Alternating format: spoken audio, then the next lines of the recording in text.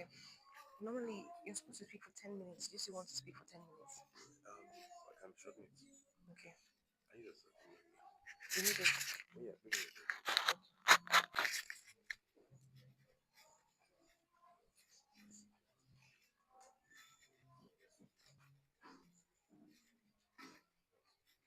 Good morning again.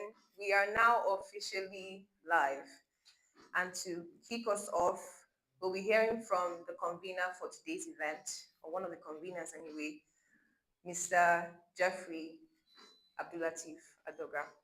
Please put a round, please put your hands together, give him a round of applause as he comes up to address us and tell us about today's event. Thank you so much. I get that. I'm not sure what it does, but it does something. Yeah, for those of us online, I apologize for the noise that the microphone will be making. All right, welcome everyone. When she said to put our hands together for something like an upload of the clap, what ran through my mind is a question that I always wonder: how many claps are in a round of applause? Anybody have an idea? Me neither. All right, that's just a little icebreaker to lighten the mood. So, hi everyone, good morning once again. I'd like to say thank you for being here, and you're welcome to the Field Forward 2025 Hackathon. This is the first ever event put together by our team and I'm really glad to welcome you all. Thank you. Thank you. So I'll quickly go through what Field Forward is by starting with what it is not. First of all, it's not a hackathon, rather it's a movement. And I say this because the reason why we are existing is to help ourselves, African minds, to break the limiting barriers of doubt, imposter syndrome, or perfectionism, right? And this is something that personally I have struggled with, so it's personal for me. And we're doing this by creating a community that provides access to resources, tools, peer support, mentorship, and guidance that allows us to build solutions that solve our own problems as Africans. And this in turn leads to us having to host events such as this hackathon and this demo day to allow our participants learn how to leverage AI tools that are accessible through partnerships. For instance, this particular hackathon was put together by Bolt.new platform for the support. It was supported by them, and we also have other platforms such as Lovable and Google willing to support future editions.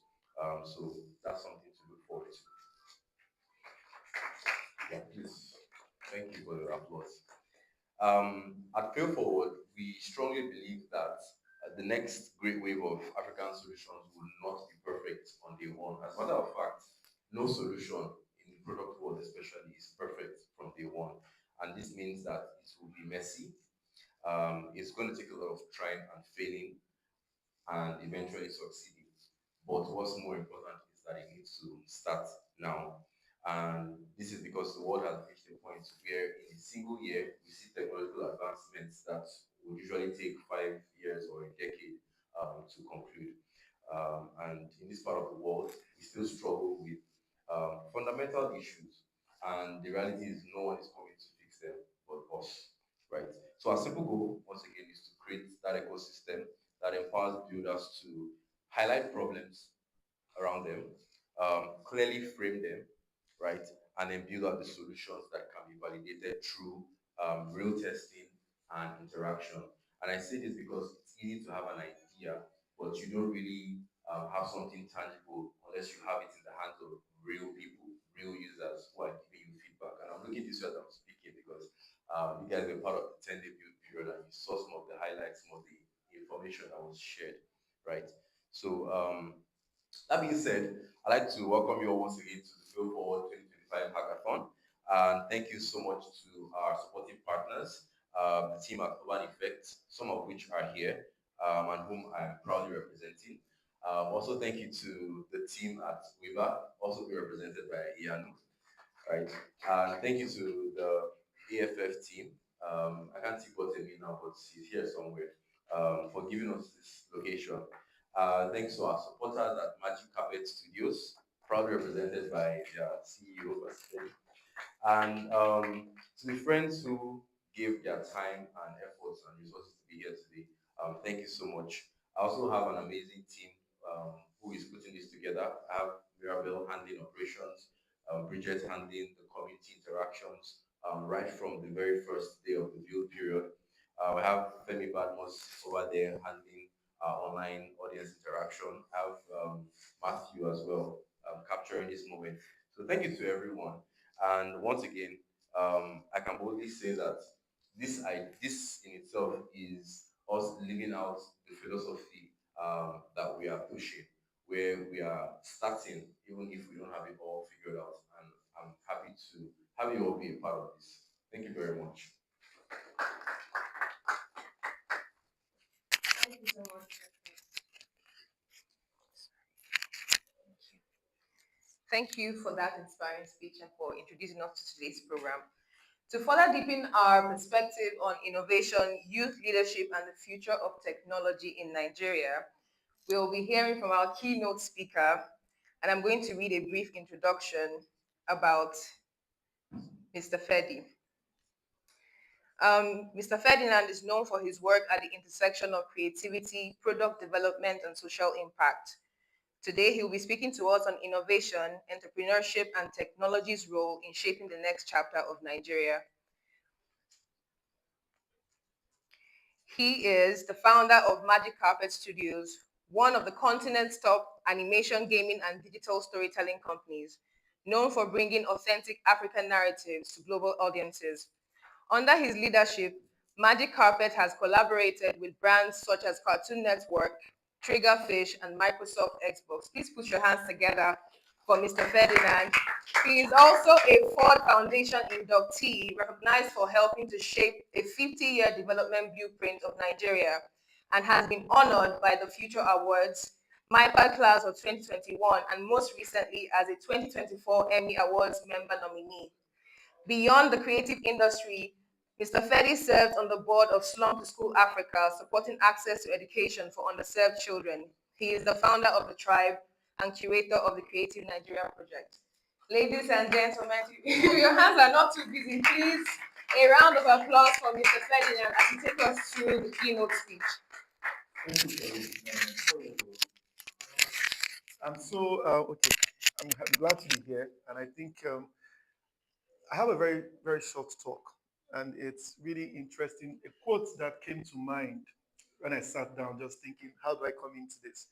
I don't know if any of you know the poet Maria Rilke, and she said something that the future enters into us in order to transform itself in us long before it happens. But I really thought that quote was profound. That the future enters into us to transform us into the kind of people that can carry the future and bet the future long before it happens. So I really think I want to speak about sites and innovation. But maybe before we start, if I open the floor by anybody, just help me define innovation in your own words. Hmm. Anyone to venture an opinion what innovation is to you? Their perspectives, yes, please. All right. Good morning, sir. Good morning, everybody. From my own perspective, I see innovation as doing something in a better way. You see a problem and you see solutions already existing, but you're thinking of the best possible way to do this particular thing and still solve like same problem or even newer solutions. Thank Okay. you. Yeah. Anybody else want to add to that? So it's about seeing, trying to do something new. I like that. Anybody else want to add? Right. So I would just say that I would just say being creative in whatever you're doing, Mm, something of your as being creative and doing it. okay, that's fine. Thank you very much. Please clap for my co keynote speakers. So the first thing I want us to keep in mind is when we talk about innovation, and Jeffrey and I have a spiritual relationship. So when I saw Fail Forward, I actually struggled with it. And I first of all said, why are we failing forward? So if you grow up in Word of Faith movement and you're like, fail is not in my portion. But I sat for a second and I started to think what was giving that perspective. It's somewhere along the line. Everywhere in the world, they don't think failure the way Nigerians think failure. Nigerians actually have a very, very broken notion of the context of failure. A typical Nigerian would rather bribe that his son enter secondary school rather than the child will fail and repeat and learn. So, first of all, failure has never really been about stopping you from moving forward or telling you you're not worthy of it. Actually, failure is supposed to be an opportunity for you to discover something. I mean, we are looking at this light today, but the man who made this light, rumor has it that he tried it 999 times. So 999 times. And when they asked him, how come you failed 999 times and you didn't give up? The man said, fail. I don't know what you're talking about. You know what he said? It was just 999 ways of how not to do it. So he had this context that it is an experimentation. I am in the process of discovery. So you must understand that when it comes to innovation, that's the first thing you must redefine for yourself. Don't just redefine the context of success as in building something. Redefine the context of what failure is. Failure for us in tech and in innovation is never a validation of your worth.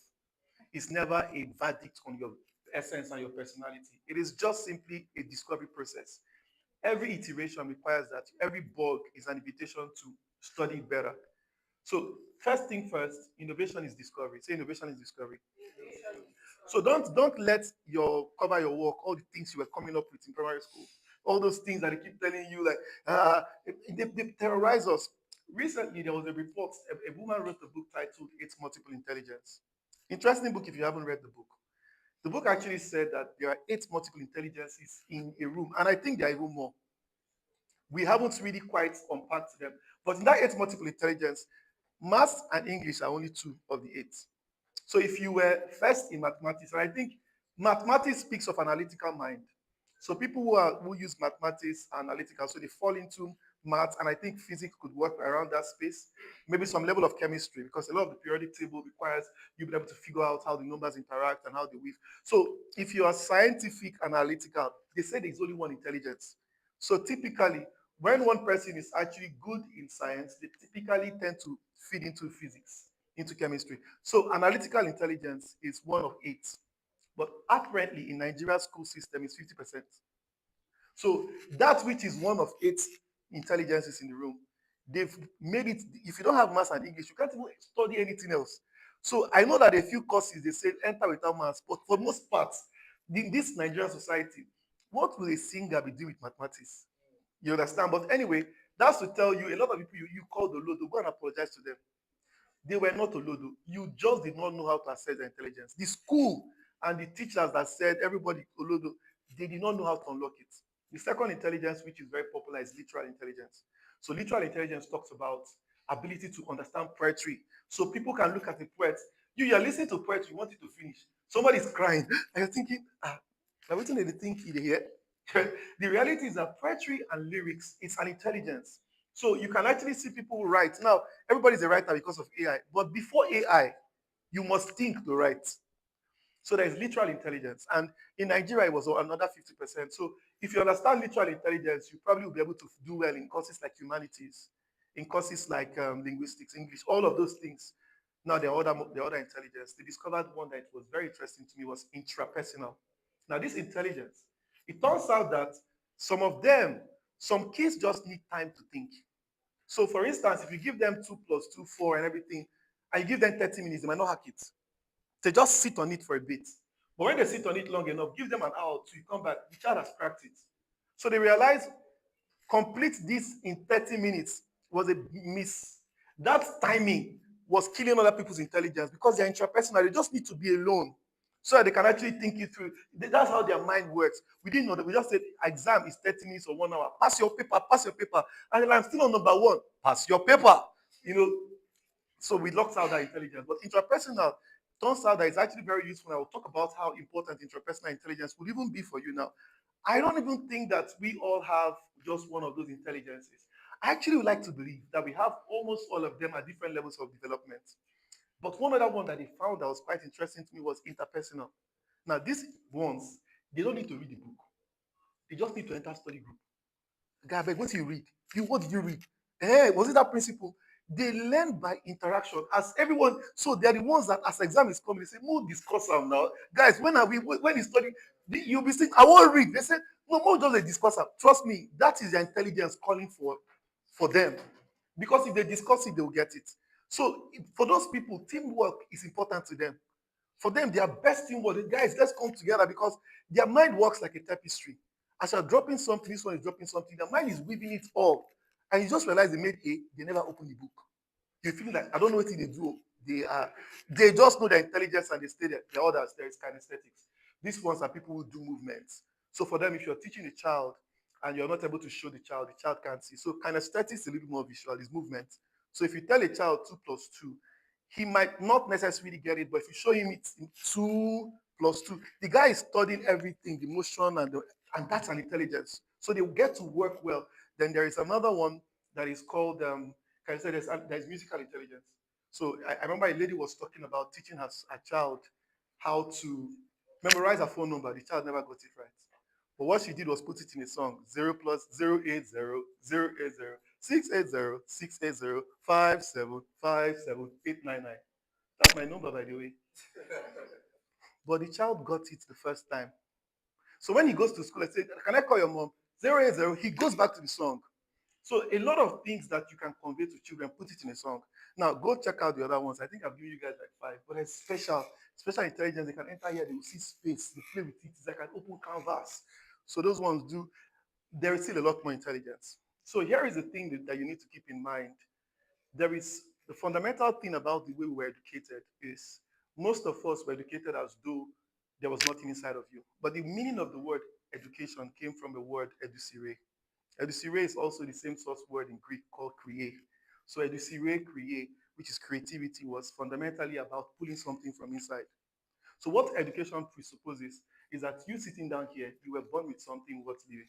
That every human being was actually came to this world with something to give this world. However, school reversed it. In school, it was about memorizing factoids and cramming things. So you have to innovate. I think the first thing first is to reclaim the narrative that I have something that the world needs that I need to give. So the first thing is to see into yourself, to see the possibilities, the potential, to learn to read your heart because you innovate in the direction of your heart. I can tell you for a fact, innovation begins first by listening to the rhythm of your heart. You can always look at strengths, but where the world gets your magic is when you use what you love to change what you hate. So innovation should never really be about what I saw a video. The guy was complaining how Nigerians are everybody's into fintech and into crypto exchange. The guy said, "Make I hear. I'm not what I'm not like." He was like, "Why is everybody?" I can tell you for a fact because the Nigerians who are innovating, they are not beginning with a problem to solve, with a value to create. They're beginning, I want to make money. And quite frankly, it is a lame idea to begin innovation by, first of all, I want to make money. That sounds contrary, but it's very important to think because when you set money as the first thing, you set yourself too blind. Many decisions get made wrongly when metric is only money. Money is a byproduct, it's never the goal. I just finished Bill Gates' book, Source Code. Bill Gates, the guy was particularly not, he didn't think money. He said, I want every family to have a PC. They want to enter the era of personal computing. He saw something, was like, he almost got prosecuted from Harvard. Story was that he sneaked his friends into Harvard laboratory to be programming basic Microsoft First software on Harvard's computing system. The school did not have a law because the law they provided computer, but it was supposed to be school work, not personal work. But there were no laws. My point was expand your understanding of why you're creating what you're creating. Yes, there are things to solve, but first of all, understand that you cannot betray yourself. So while you're looking around you to solve around you, first of all, look inside of you, right? So I will give you guys a few things around what I call building the parallel future. So here I spoke about failing forward is not a slogan, it's a mindset. And it's about reclaiming the fact that failure is not a verdict, it's actually a discovery. So keep that in mind. Innovation also is not about tech, it's not about deck, it's not about revenues, first of all. We have all of these things. Innovation is first of all about a mindset to constantly solve problems, right? So I want you to think of innovation as a relationship. It's a relationship. Some of you are in a relationship here. So you guys are all single. You go succeed. At this age, when you're building, trust me, if you are building and you have a babe or a guy, you have to start up because you have to solve both problems. But let's not make much of that. So the reality is that it's a mindset. So you are born creative. You're born with an innovative capacity. So don't ask yourself, can I innovate? Ask yourself, what am I innovating? Don't assume that innovation is something that you don't have and you want to become. No, assume that there's something I just don't know how to access it, but it's there. So cultivate. Don't think innovation is for the people who program. Don't do that. Programming is one just aspect of innovation. Don't let the programmers think I'm a programmer. No, no, no, no. The programming is just a set of instruction. Innovation is first how you see the world. So it's a mindset. It's about having a conversation with the problem, having a relationship with an idea. Ideas are promiscuous. I had an article once written, The Promiscuous Nature of an Idea. One idea is telling you, I want an app that supplies plantain. It's telling somebody else, I want the same app that supplies plantain. Everybody that moves first. So there's always speed to market. But you have to have a relationship with your innovative side. Be intentional about it, cultivate it. It's a relationship. You have to don't get yourself stuck in what is perfect because that relationship means that it is growing. So don't be thinking, I need to perfect this thing. Sometimes test the idea, put it out there, let people tell you their bugs. Say, yeah, we're working on it. But you're testing the idea, you're growing with that thing. I want to really talk a little bit about Africa. I think in Africa, we tend to, a lot of why people want to japa is because of how they see. So the first thing is to see yourself as a creative person, as an innovative person. The second thing is to see Africa. And I want you to see Africa with a set of new eyes. In Africa here, chaos is essentially who we are. Don't even think for a second that chaos is actually a problem, right? Don't think that chaos is something to escape. Why a lot of people, I think there's an echo coming from somewhere or a noise. There's a sound. Okay, okay, okay, okay. Anyway, so here is the thing. Chaos is a gift. Darkness is a gift. I know that if you're a spiritual person, you'll tell you darkness is the devil. Actually, darkness is a creative space. Don't forget in Genesis, the spirit of the Lord moved upon the face of the deep. Don't see the things that are unformed as bad. See them as an opportunity to invent. So Africa is chaotic, it's complex, but you have to create against all odds. So for you to leapfrog Africa, you have to see Africa with opportunities. Have you not wondered? Lebanese love Nigeria. Chinese, I saw one man screaming, Chinese is taking over. We must not allow it. And it's true, Chinese is coming to Nigeria. Guess where Nigerians are going? Abroad. I was with from some friends in the UK. A lot of them were complaining about how exhausting the UK work is. And as husband is coming, wife is going to work. As wife is coming, husband is going to work. Like it's just your life is built around work and you pay taxes, and taxes are coming from Nigerians, by the way. So at the end of the day, for you to leapfrog, you have to understand that Africa is early. Africa is not late. So the things that the West are enjoying right now, say Africa is early. No, no. So don't for one second think that Africa is not behind. Africa is early. There are opportunities in Africa. One of the best places to innovate is a culture that you understand, because innovation is cultural. So most people go to Canada, they can't solve Canadian problems easily. You go to UK, you can't solve UK problems easily. You know that at least some days you want to order food at 2 a.m. and maybe only a black man understands what he's ordering. So innovation is a gift. Africa is not late. Africa is early. Africa is a backdrop, is a prototype. The perfect time to innovate and the perfect place to innovate is from Africa. Everybody understands it. Lebanese are opening restaurants. When they see traffic, they see numbers. When Africans see traffic, they see stress. When they see traffic, they want to get you water to buy water there. That's how they think. So you have to think about it. Don't be terrified by this. So Nigeria is complex, it's unfinished, it's alive, it's not a failure system, it's a laboratory. Say it's a laboratory. So whatever you're demoing today is one thing, but the bigger conversation is every day you interact with the problems that cause you frustration. That's a brief. Is a brief. Every time you interact with stress is a brief. Every time you interact with pressure is a brief. You know what we call brief in agency? A brief is a set of requests and instructions for solution. So whenever you're doing something that is frustrating, you don't complain, construct. Don't for one second think, why this as everybody's complete, there's crowd, chaos, all of these things. Don't be thinking, I need to jump out, this country is not working for me. No. everything that you complain about is money waiting to be unlocked, is a problem waiting to be solved. So prototype the future. There is a sense that every time you look at the future, you ask yourself, what is the alternate future? What is the parallel future? So you are in the right place. Say I'm in the right place to innovate. So you have to enter into this country more deeply. For you to innovate, you have to enter into the chaos. So you don't just tiptoe because you have to soak it in. You can only solve a problem you've experienced. So enter, don't japa, enter into Nigeria more deeply. Experience Nigeria. You know the guys that invented the startup, a lot of fintech. You know how it started? Going to banks. Some of you Gen Zs may not understand, but going to banks, I think you might know a little bit of it. You know, they might have experienced a bit of it. But back in the day, we used to queue. You go to bank, you might spend an hour or 2 hours, right? And once it's getting to your turn, the person at the bank will say, please, it's lunchtime. Let me just quickly get lunch before I faint here. And I'm thinking, I've been waiting for 1 hour. Finish my own, please. You know, but some people are like, is there a way we can do banking where 100 people will not? Some people will fight in banks, fighting over people's parents. Now you don't understand it, but that was where we're coming from. So guess what? Don't see those stress and frustration is an opportunity to innovate, and people did it. So right now you can sit in the comfort of your house, innovate. Think of money points. Chodo is there collecting soft money now. But the interesting thing about money points is that the thing about money points is they just realize that okay, a lot of Nigerians are technically unbanked, which means that you can still get them banked. But the thing is, most of them are just afraid that they can't get their money when they want to get their money. So let's get their money to them. See, money point terminals or POS is actually solving more than Nigerians have understood. You'll be so surprised. That thing is 24 hours banking. Somebody 2 a.m. at one morning said, Mama, please, I want 5K, I want 5K. And she's getting the 5K there and there. She understand? Somebody needs to travel around 4 a.m., forgot to withdraw. Just go to Raskia or go somewhere and then collect your money. The other part is that one time I stopped to withdraw offering for my kids because I like to give them offerings. And then when the lady was telling them, you never pay me the one I give you yesterday. And I'm thinking, this guy borrowed from his POS lady. Do you know you guys are doing loans?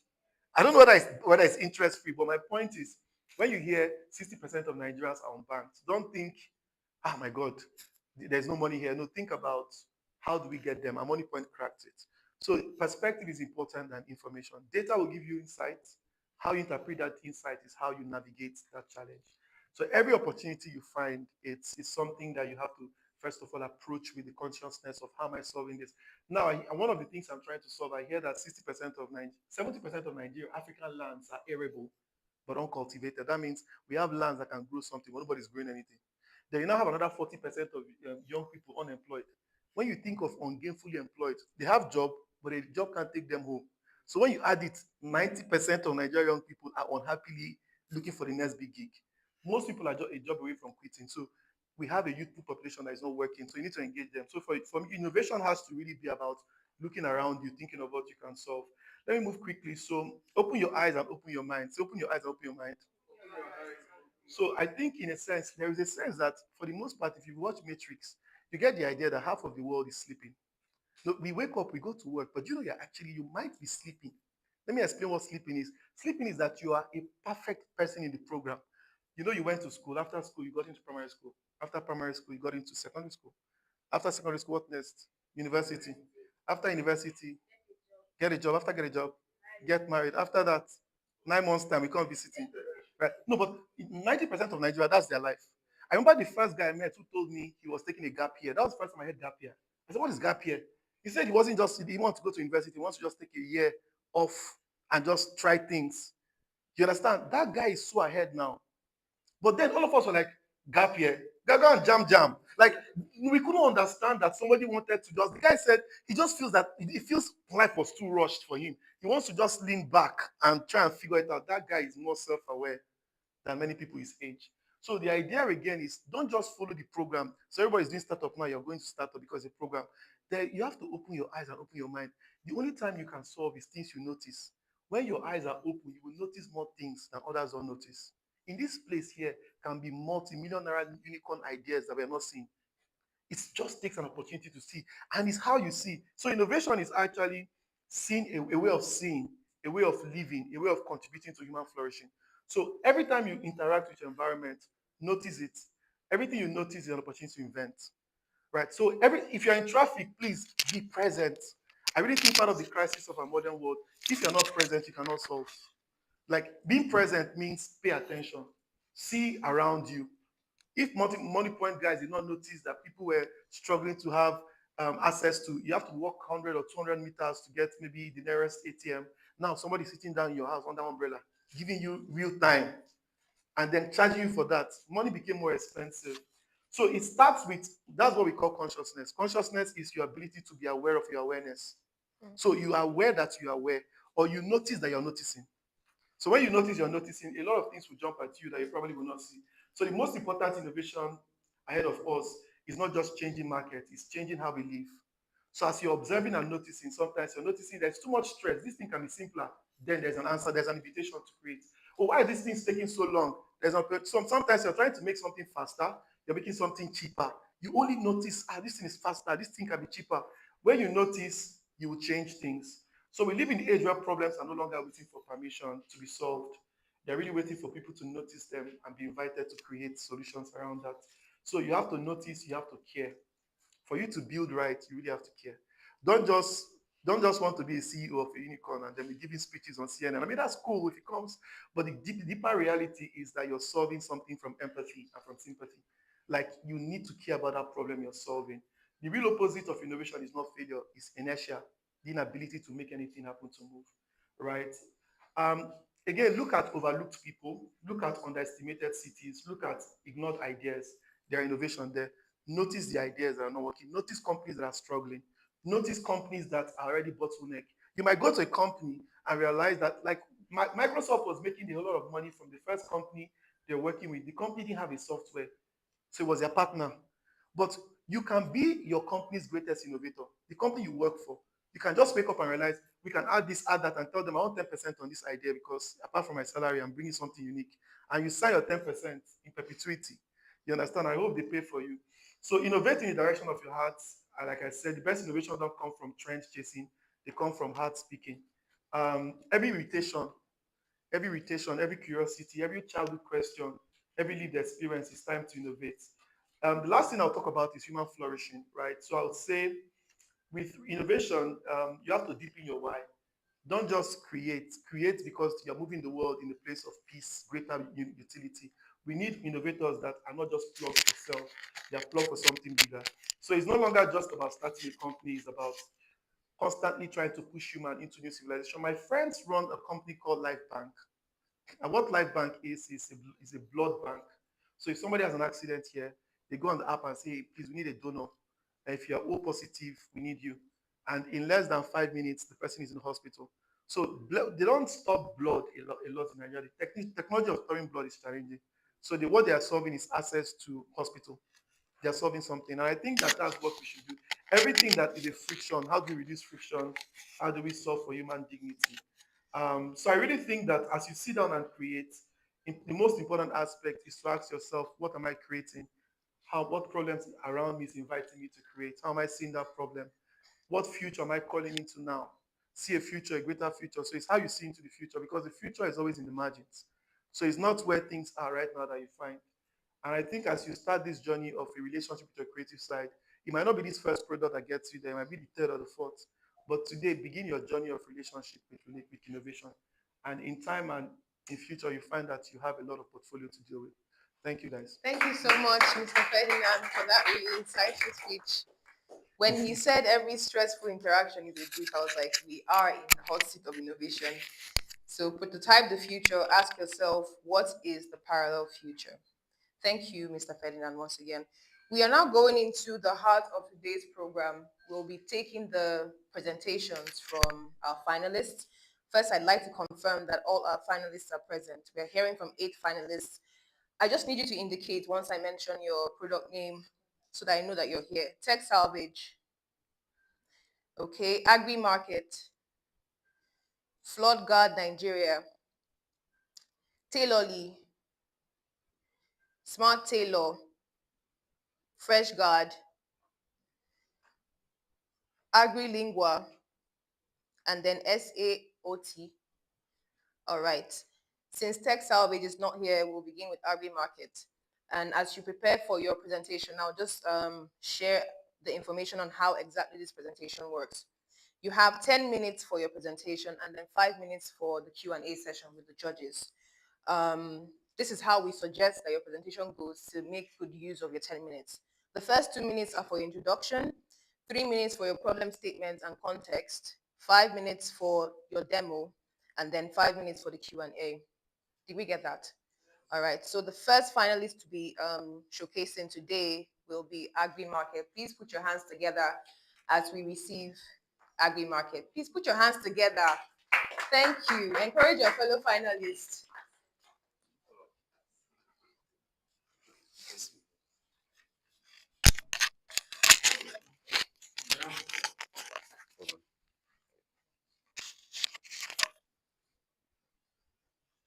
Okay. Good morning, everyone. I'm Adewale Good News, by the way, and this is Agri Market. Can you go to the first slide? Okay. So Agri Market is a marketplace for farmers where we connect farmers to the market, and we are an offline first solution. All right. Can you go to the next slide?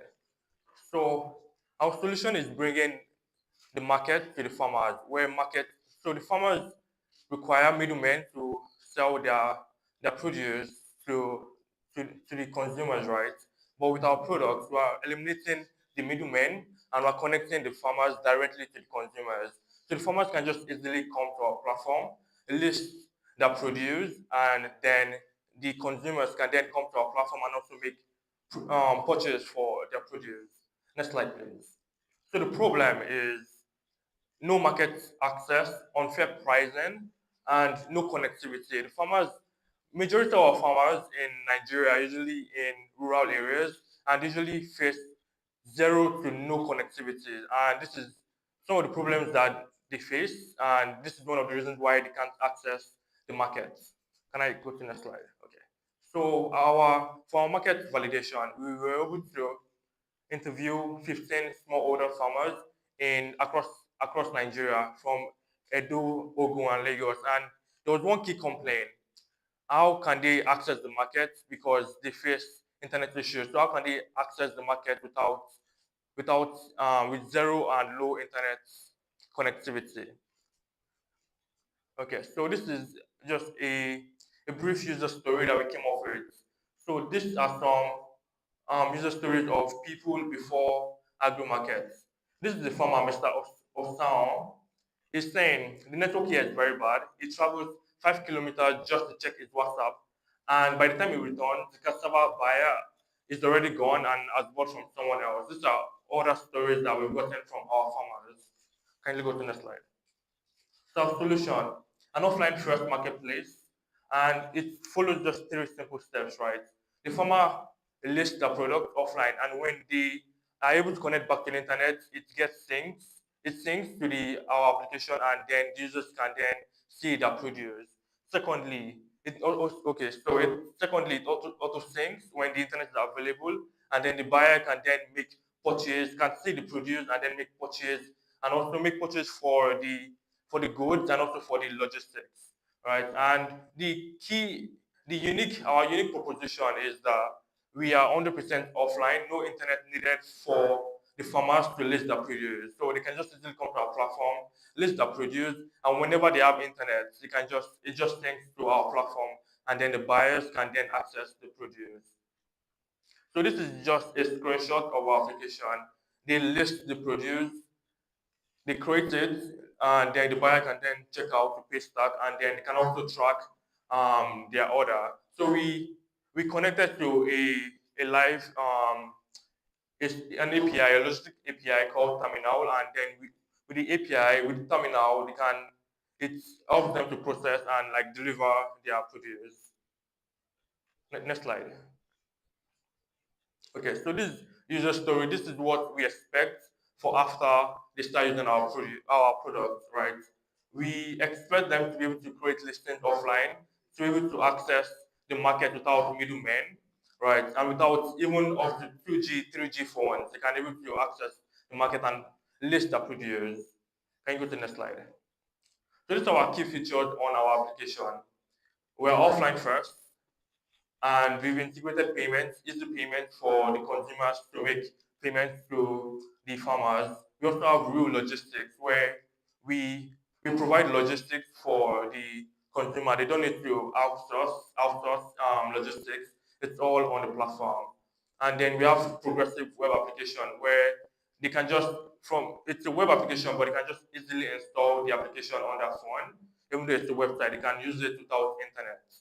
And then we also have the guest checkout. You do not have to be signed up to use our product. You can just easily check out and make your purchase.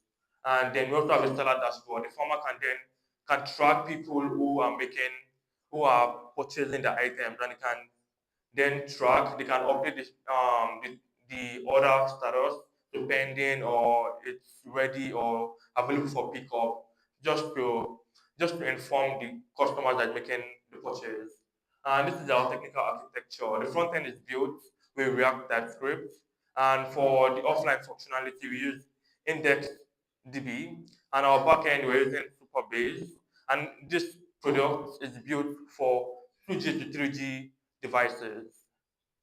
Okay, so far, we've been able to deploy our application on Vercel and we able to build and we able to make our application live.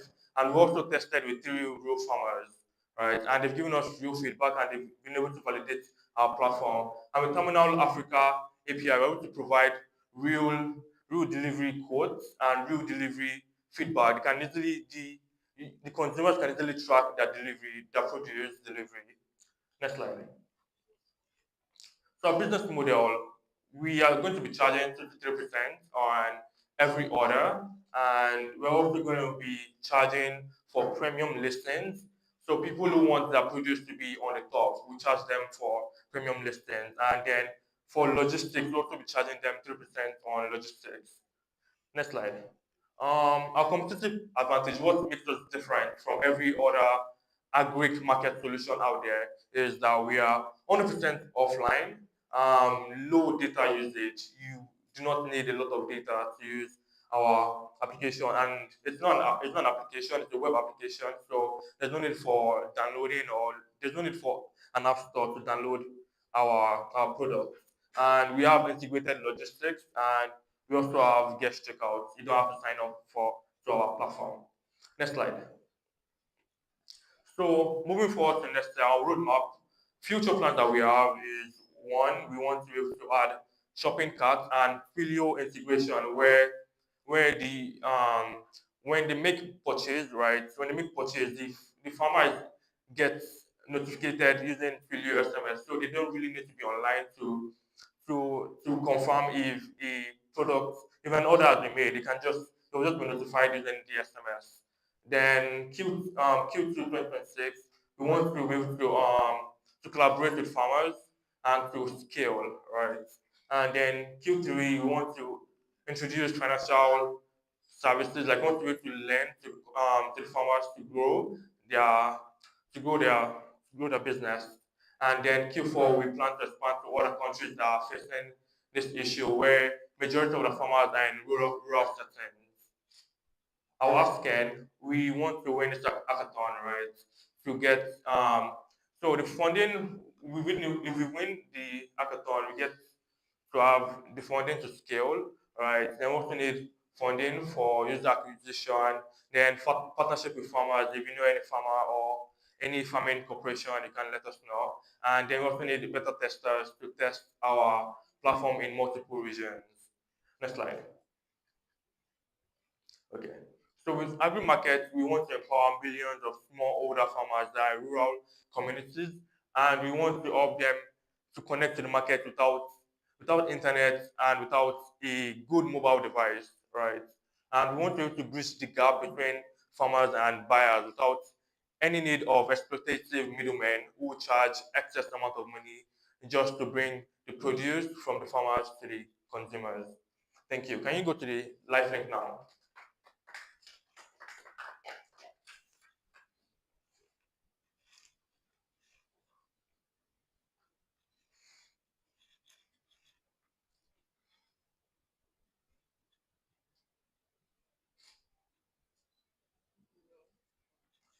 The other one.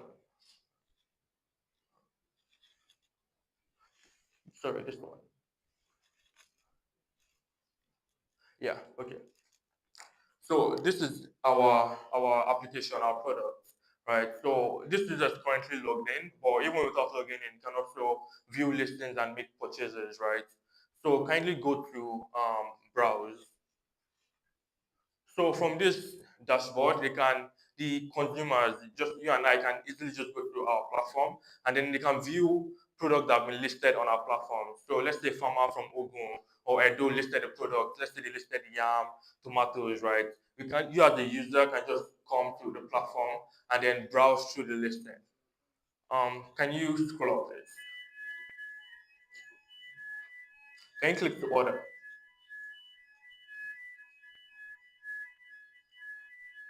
Okay.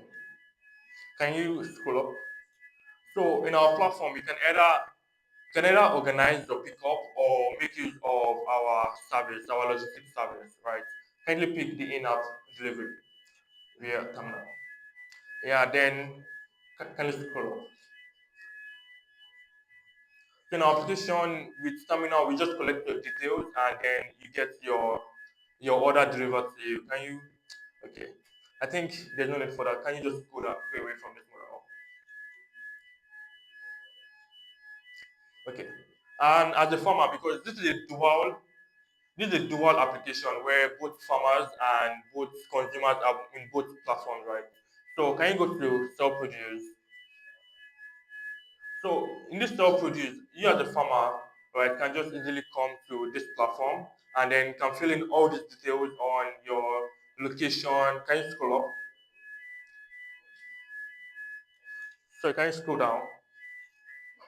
Yeah. We have noticed some smoke emission coming out from the sixth floor.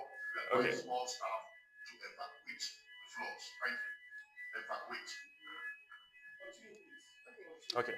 So you can just fill in your pickup address where your farm is located, your price per unit, the description and other information. I can also upload. Okay. So can you go to track order? As a user, when after you finish ordering the product, right, you get a order reference, and then with order reference, you can easily track your order. You can track whether it's being delivered or it's ready for pickup. Can you go to the dashboard? Yeah, over there, my listings. Yeah, and as a farmer, you can also view your listings, the produce that you've uploaded on our platform. Yeah, thank you. Please put your hands together for Agri Market. Thank you so much. We'll take 5 minutes for the Q&A with the judges. But first of all, I will share something. So in case you're wondering who the judges are or why they are even going to be judging, I'm going to take the time to introduce our judges. First of all, this is, I want to say a drill, but we've been asked to stay put. I did say that if we had an emergency, we'll be told what to do, but we've been asked to stay put so we can stay at ease. Now to introduce our judges, um, first of all, the finalist we have just heard from is Oluwakayode Enoch. Thank you so much for your presentation.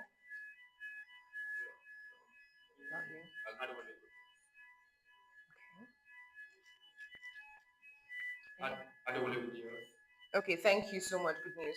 All right, to introduce our judges, we have 5 judges for today's program. I'll just read through their bios. The first is Opeyemi Jimo. Please forgive me if I butchered your name. He is the People and Culture Lead at Chrysalis Capital. He has a decade in people operations and culture building across big 4 firms and startups.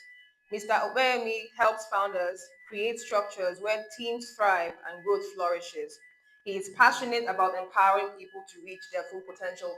Please put your hands together for Mr. Opeyemi.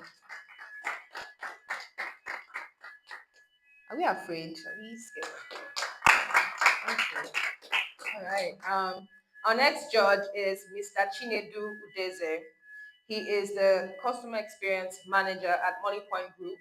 He has 10 years experience in turning customer insights into growth. Mr. Chinedu leads UX research across 33 African markets. He is the author of Level Up Your Business with CX. He's an entrepreneur blending creativity, clarity, and mission-driven work. Please, a round of applause for Mr. Chinedu Deze. Our third judge is Iyanu Ajayi. She is the founder of Maple Street Fashion Brand and product manager at Cavista Technologies, a dental surgeon turned PM and entrepreneur. Iyanu builds award-winning accessories featured at global fashion weeks while championing women's entrepreneurship through Women in Business Academy, one of our sponsors. Put your hands together for Iyanu Ajayi. Thank you so much. The fourth judge is Chike Okonkwo. He's a business development and marketing lead at YB Pay, a fintech and blockchain leader driving financial inclusion across Africa. Chike also co-founds Skyworth Farms, pioneering sustainable cassava production. His impact spans payment innovation and agribusiness transformation. Put your hands together for Mr. Chike. Our final judge for today is Taiwo Akinshere, forgive me, co-founder of TrackSend, a MarTech software as a service, Proton Energy, and convener of Amuodon Better Community. Innovation advocates who shape products for startups over a decade. Taiwo now drives marketing, automation, and social impact, solving real-world challenges through entrepreneurship. Please put your hands together for our final judge, Mr. Taiwo. All right, so we'll be going into the Q&A session. I I gave you extra time because you are first. I gave you 3 more minutes, but I'll be timing from 5 minutes from now. If our judges have questions, do we have questions for Agri Market?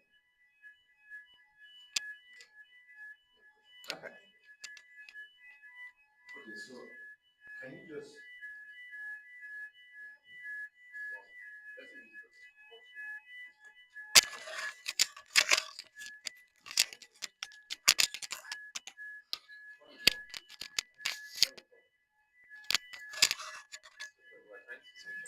Line audience can also participate. right, right. Thank you very much for that presentation. I think that it was really, really great. For the platform that you had developed, you did have a paste link, and I want to understand who is to use that. Is it the farmers or is it the consumers, and who are the consumers in this particular case? Okay. So the best app is for the consumers, and it's actually a dual application where both farmers and consumers. It's one application where both farmers and consumers can make use of the platform, right? And as a farmer, I can also be a user. So it's a farmer and consumer product, right? So both consumer and farmer. So you can be a farmer and a consumer at the same time, right? But yeah, so the pay stack checkout is just for people who are making orders. So when you want to make your order, you just make payment. So my question really is, who are the consumers? So who are these consumers? Of our product. Yes. Yeah, anybody, but yeah, anybody basically. Okay. Okay. So I think that that's something to think about, especially because there's a total addressable market. There's also a service obtainable market, which means that you need to narrow down into who your actual consumers are, right? I would imagine in some case that supermarkets would require access to wholesale from farmers. Is that something that you want to solve? Or is it a family that's requesting this product from your platform? Then if they are doing that, you also want to look at how platforms like GoLemon, are currently solving some of these problems right now. But I think it's really, really brilliant ideas. Just um, dive deep into who your actual consumers are going to be. Yeah. Okay. Thank you. All right, thank you so much. All right, well done on the presentation. You did well. But I'm curious about how you would handle returns of goods and how you also vet the farmers that you bring on board. What's the guarantee that the farmer doesn't mess up and send maybe a produce that's going to expire or spoil the next day, how do you vet the farmers that you bring on, and how would you handle returns from customers? Okay, for handling of returns, we haven't really thought about that. But for the bringing on of the farmers into our platform, we plan on going to cooperative, because these farmers have cooperatives where like the like an organization where they are together. So we plan on going to these cooperatives where we can then meet the leaders and then like communicate with the leaders and like get access to the farmers in these local communities. That's our onboarding plan. Please put your hands together for our first panelist.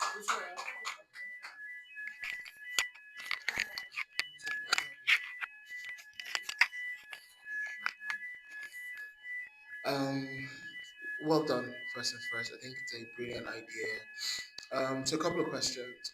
First thing is you did reiterate a number of times that it's a fully offline model.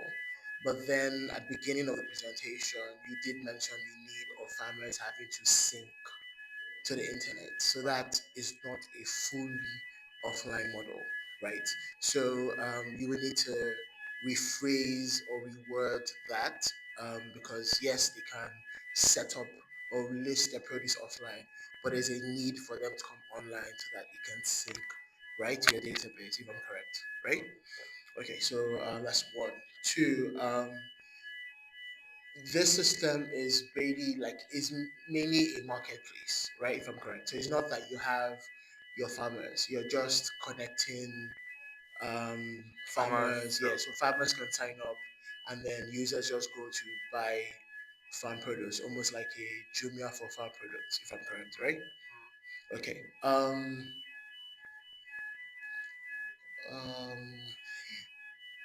I didn't really your the traction slide didn't really touch on a number of states. So I think that so again, what you're pitching is you already started this, right? If I'm correct, right? I didn't understand what your traction was in detail as regards to what you've covered, what you haven't covered, what your numbers are saying so far. I know it's quite early, but it would be nice to kind of have those touch points so we also are able to see the potential in what you're pitching, right? I didn't think you didn't really touch on that. Side note, I may be a bit biased, but if you're selling a product to Africans, your landing page should not have Hispanic white people on on it, right? So just be what's it called, intentional about that a bit. But yeah, but outside of those, well done. Yeah, for the landing page, that was an oversight. If you check the slides, there was no white people. And also for the traction, so we weren't able to speak to a lot of farmers, but we were able to speak to 10 farmers. So I wasn't the one who did the user survey, right? But we were able to speak to 10 farmers, and they were able to like tell us about like how middlemen rip them off, like how middlemen like collect 40% to 60% of the interest, because they know that like they really can't go to the city themselves, or like those farmers like they are really just bound to like where they are, right? So these middlemen are like they're like basically they have access to the customers and they know that their way around the market, right? So they usually meet these farmers to get their produce and bring it to the city, and they usually rip the farmers off. And that was some of the complaints that we got from the farmers. And then you mentioned the offline. Okay, so it's not really offline, it's offline for making use of the web application. So in a typical web application, right, you have to first like a typical web application, you have to have access to the internet to use the web application.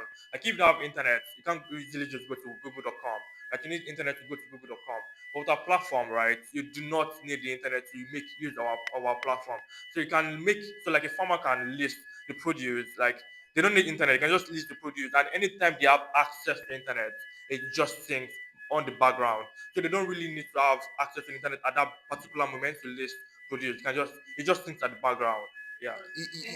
Like you're buttressing my point Yeah. is it's still not a hundred Off percent yeah, offline offline. platform. Yeah. It starts off offline, but you need the internet to fully Over able time. to sync. One, Yeah. two. I think your understanding of traction also a bit is a bit yeah, because you just listed out problems and Okay. not necessarily traction. Okay. So what I'm asking is, what are the things that we've covered or done so far? The one thing I could get from this is you were able to interview 15 farmers Fantastic. What has that done for us so far? How many people have we been able to sell to, or how many farmers have fully been onboarded? What's the retention rate so far? Things like that. If it hasn't happened, we can say, oh, we haven't launched yet. We're planning to launch. This is our set launch date. Things like that. But then your traction and you're seeing the problem that isn't traction. Do you Okay. understand? All Yes. right. So Thank you. Okay. Yeah, on this question, I think that you also picked on something that I picked on. When you speak about offline, in your analysis, what you mentioned was that the farmers don't usually know when they need what they have. So it wasn't a case of not even listening to your platform. The question is that the farmers can actually come online or come to your data center, get listed. I have 100 tubers of yam. But when they're in their village where there's no data and you need 100 tubers of yam tomorrow, they don't have a way of knowing. So I think that in my mind, I'm thinking, what okay, is if you're solving that, it doesn't look like you have solved that.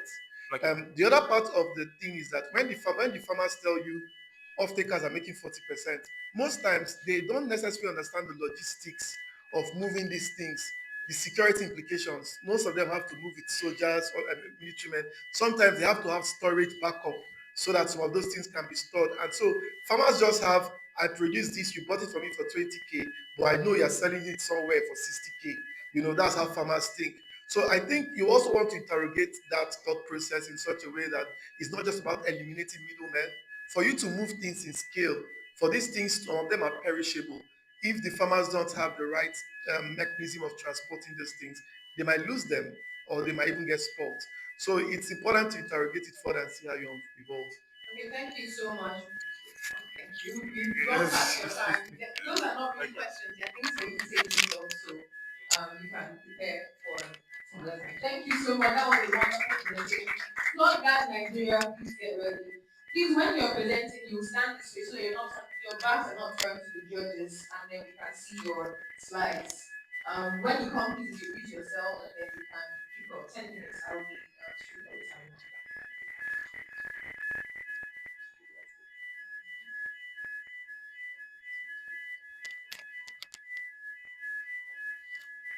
Your time starts now.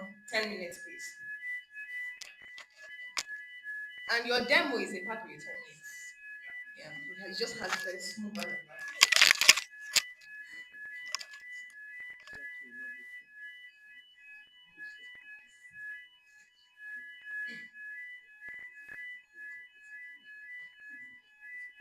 Okay, since you're not very ready, I'm going to be asking about the next finalist so that we can keep to time. Taylor D, are you ready to present? Taylor is still not here. Smart Taylor, all right, are you ready to present? Is your presentation there? Okay, it's up now. All right. Good morning, everyone. Good day, judges. Good day, fellow participants. Good day, attendees. My name is Akim Chiadebi. I'm going to be presenting on job that. So, I want to start with an occurrence that happened in August 2025 at Philly. So, this is a personal story to me because it happens to my mom's friend, Mrs. Abolabi, a single mother in Ikorodu, woke up in the midnight to water flowing through her door. She had no boys. She only had a few minutes to save her children and get her loot out of the house. By sunrise, flood has already destroyed her shops and her entire home. Her gadgets, her goods, and her children's books were all destroyed. So this is not just a US tragedy. This is a problem millions of Nigeria faces. According to next slide, please. According to NBS statistics, 64% of households in 2022 experienced flooding, and between $3.8 billion and $9.1 billion were spent in damages. This data was gotten from Nairametrics. So millions of people were displaced during floods, and livelihoods are destroyed, and most people are still recovering till now. Next slide. So why do current systems fail? Number one, alerts are usually late. They are usually generic. They don't understand the local problem. So based on our survey, 100% of people, 100% of our respondents said that they don't receive any alerts at all. And another reason is that community lack a simple unified platform to get flood reports. They lack a single unified platform to be able to access the crisis that is going on and provide a quick recommendation to solve that issue. Then another reason is that neighborhood level and grid data is missing. So mostly rely on weather APIs, and weather APIs are not usually accurate. So we need sensors that can actually detect the water level, sensors that can detect the rainfall, the temperature, the humidity. Then finally, authorities receive fragmented information. So how authorities receive information is through phone calls, WhatsApp chats, social media. So it's usually scattered. They don't have a comprehensive information, a something that they can quickly act on. So these are the problems that make the current systems fail. Next slide. So our solution is Flood Guard Nigeria. Flood Guard Nigeria is a real-time localized flood monitoring that uses AI monitoring and probabilistic alerts. It provides community reporting via emails in the case of alert. So it has two dashboard. It has the authority dashboard. So when alerts are issued, the authorities can easily get the information and provide quick recommendation to solve the issue. Next slide. So we Thank you, have Jason. so we have a simple robust API. We use weather APIs, AI prediction, and crowdsource reports. Then that processes and the when alert is recorded, it is notified to the people within that area. Next slide. So our target users are residents and households because these are the people that face that experience flooding. Then local communities and leaders. These are the people that can provide help in the case of flood. Then government, first responders, and NGO. These are the people that can route resources in cases of flood. So these are some real world use cases. Early warnings can allow families to quickly evacuate their house. So when there is flood, the difference between rescue and strategy is formation. So when I have information that flood is going to happen in the next hours, I can easily get my things that are going to spoil in the case of flood, then keep it safe. Then crowdsource photo reports validated by AI. They also have automated resource routing to the most affected areas. So mostly NGOs get because when I'm in the case of flood now, I don't know who I'm going to report to. So what we do is we connect flood cases to the right NGOs. Then there's also the stimulated mode for drills and training. Next slide. So these are expected impacts. So we plan to reduce emergency response by 40 to 60%. Then we plan to reach 150,000 plus household per major flood event. Then we plan to reduce available losses in small risk communities. Then we plan to improve coordination efficiency by 30%. Next slide. So these are a revenue model. We are going to be charging subscriptions for authorities. Then there's going to be like per alert fees for emergencies. Then grants and CSR funding from communities access. So why are we different? We use localized information. We use localized information to get flood data. Then we also provide multilingual alerts. So mostly in the research that we carried out, 74% of people, 74% of people that experience flood are in rural areas. And most of these people don't know how to speak English. So not knowing how to speak English should not be a barrier to getting right information. So it provides multilingual alert. Then it has authority first dashboard that provide triage and routing capabilities. Next slide. So these are our future plans. We plan to integrate with IoT sensor network, then an AI-powered flood prediction engine. Then we plan to provide voice-based alerts, community emergency corps integration, then a blockchain in transparency layer. Next slide. So these are the same. So demo.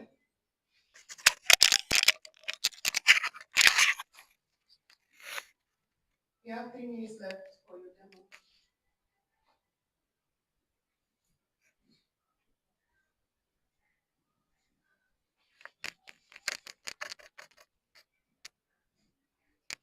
Okay, so these are the dashboards. Hold on. Scroll, scroll. So you don't need to sign in. You don't need to enter your details. You can just enter your email, then you get alert. So you can just enter an email.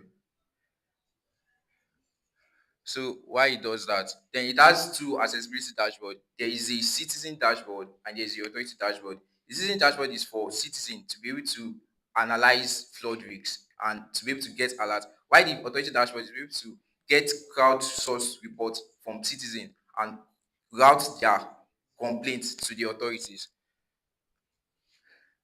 So you are sending email. You can check the email if you have access. So let's go to the citizen dashboard.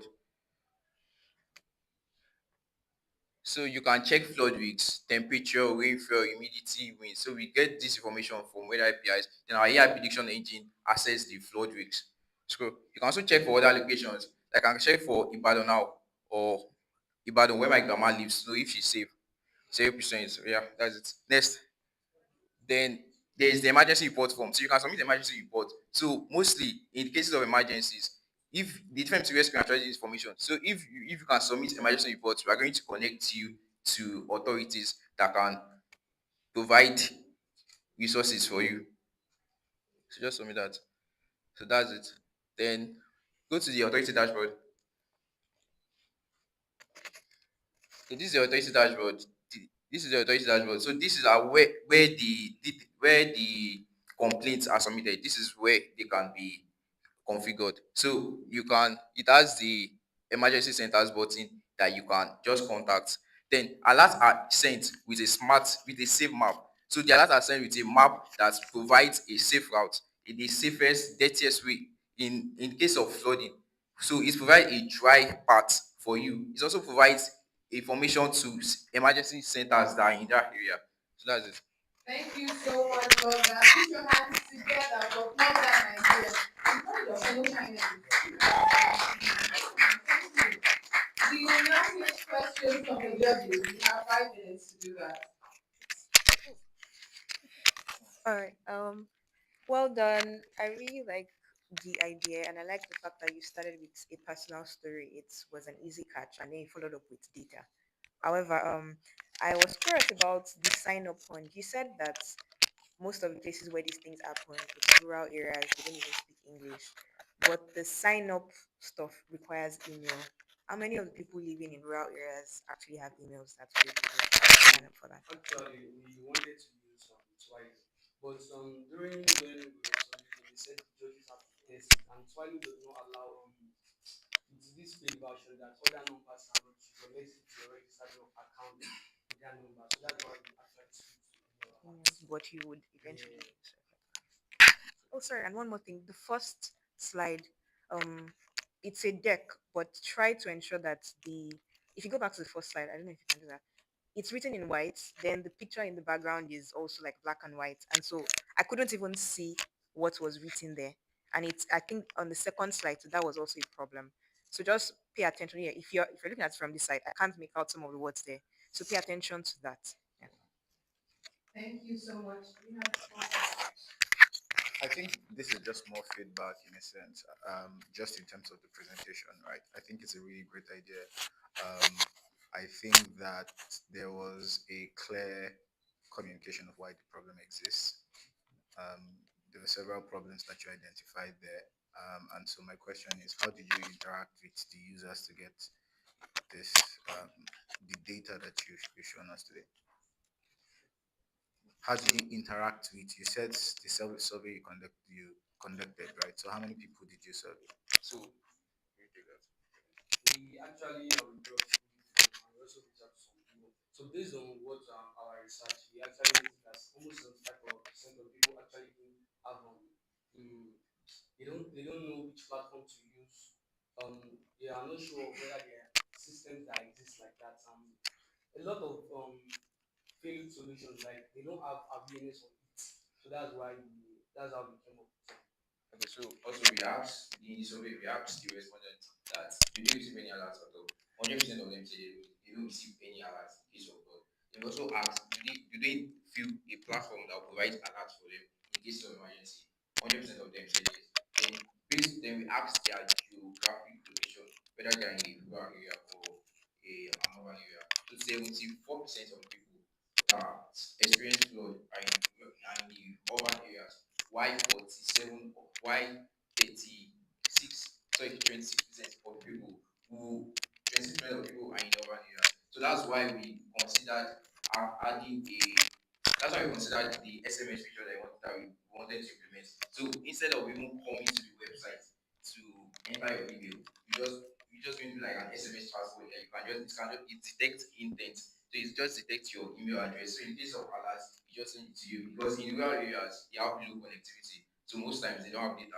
Then it's also going to be multilingual. So in your preferred local language, that's what you get your alerts in. Okay, thank you very much for that. I think that that's a really, really good approach that you have taken to get that, and those are very, very valid questions, right? I would think that in rural areas, the most you would find that most people would really, really use USSD because USSD is quite a thing, and so that's something you really, really want to amplify because USSD is a means to it's faster. It's also faster than text. Although there may be some connectivity challenges around that sometimes, but I think that's something you want to project more as well. Thank you so much. We have 1 more minute for Floods at Nigeria. Smarty, your please get ready. The only thing I would say is your projection slide. I didn't agree with some of the stats there. I'm not asking to confirm now. So maybe it's one thing to throw numbers, but it's one thing to ensure that you're throwing actual numbers, right? And so some of those projections, I'm sure, are not fully accurate. So is run through those. It's better to avoid putting numbers that are not true than putting numbers just so we can fill up slides. I loved the fact that we started with a story, right? Again, pitching is storytelling, right? And so whether or not you are using someone to say a story, but the entirety of the presentation should be storytelling. So I like how we ingrained in us. I know Mrs. Falabi is a problem, has a problem, and I could follow that all through. Um, Also, in building out slides, ensure that there is a flow. So I do think that it just seemed like a combination of like there was a scatteredness to how it flowed, right? And I think that it's just to sit down a bit more and that kind of like flow, even in terms of designing your slides, ensure that there's unison across it as well. But well done generally on the idea, and I think again they pointed out the points I wanted to bring. So I think everything's good. Well done. Thank you so much. Please put your hands together for Floods at Nigeria. Thank you very much. Meanwhile, there's a cash prize for this, but our keynote speaker has advised us to keep the money after the idea. So let's call on Smart Taylor to give us his presentation.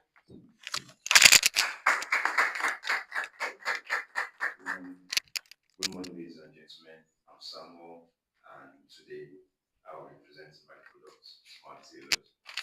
Slide, please.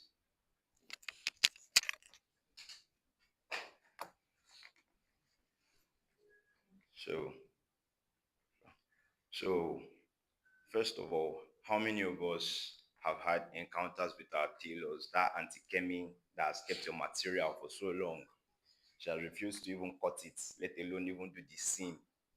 Or that Mr. John that has kept your Ankara for that wedding that you were supposed to attend, but you had to go and reuse the one that you've worn before.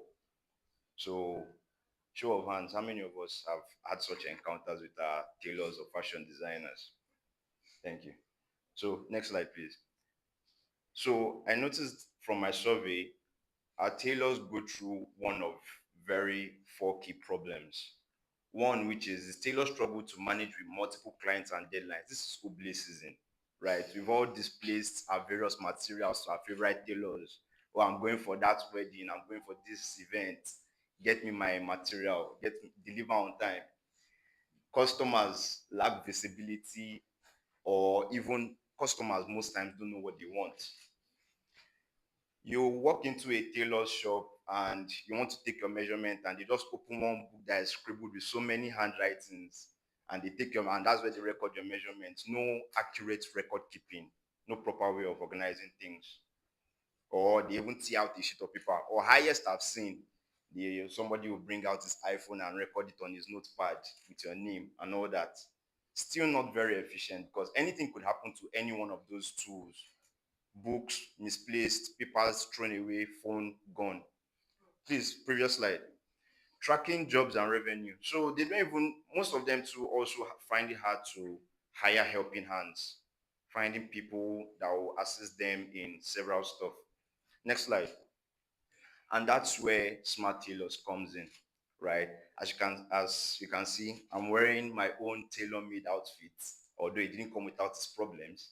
And some of our judges here, Mr. Yemi, Mr. Chinedu, Miss Yanu, They are all putting on their own bespoke outfits made by their various tailors. So Smart Tailor is a digital platform that would help tailors organize their workflows, keep track of their workload, track jobs, create jobs, which also solve problem of unemployment to an extent, include customer interfacing, and a customer interface where customers that have created or have given tailors work to do can also track the progress of their materials or their works. So benefits of using smart tailors. So the measurements, not necessarily automated, right? That was an error, but it helps you keep track of your measurements, right? There's a database rather than 10 books or wasting papers, causing pollution or even misplacing them. You can, there's a database. Anytime your customer comes back, oh, make updates to this. My hand has grown bigger. I've gone to the gym. I've gone to iFitness. They can just increment the sizing rather than creating new measurements. Customers can track their order status, whether in progress, cancelled, completed, or even pending. Improve time management and workflow. So that way they don't get to always go through the hassle and stress of knowing where what is, or even probably failed promises. They don't keep up with deadlines. Create reliable customer database, allows tailors to post jobs whenever they need assistance. Next slide, please. So who can use smart tailors? Professional tailors, schools. Probably you have a kid, your child is interested in the fashion industry, you can hook them up with smart tailors. So they don't go through as our forefathers, the 10 papers from books and recording, the very inefficient way of taking down data, because they say data is money, right? Data is time. And the way you collect data determines how successful your business will be. Fashion designers, job hunters, for those that are looking for ways they can break into the fashion industry, they can get mentorship from the tailors within their community. By probably, it's not only white collar jobs you need to apply and get CV too. You can also apply and say, oh, I want to be a tailor. Like Miss Yanu, I think from her bio, she's into the fashion industry to an extent. Apprentices, trainees, and customers. So one of, demo please. Thank you. You have 5 minutes more. Yeah.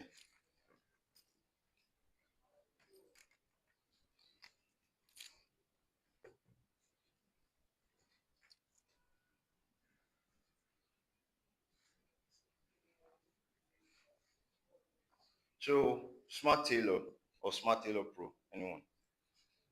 You can see those statistics were just made up as part of the whole design ethics. But please scroll up to where you can sign in. You can see some of the things we offer over there. Start your free trial. So this is the customer and tailor interface. We'll be signing up with the customer. You could just put in test user 2, name, and all that. Just any random, something random, or you could log in.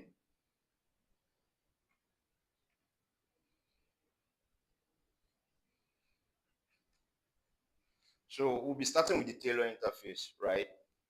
The tailor interface. So these are the track, the dashboard where you observe most of the activities that will be going on throughout the platform. You can create new orders, customers, or even go to your job section. This is the weekly overview. This will increase based on how many jobs you've gotten that week. So orders, please. So we've already created one while we're addressing something behind it, but you can choose to create this. So when you click on these orders, click on this order right now. The order, yeah. So I can always change the workflow. The tailor can always change when they have finished, completed, or even canceled the job. You can click on it. So once you change it to completed, it updates automatically. Completed. You can change it to completed.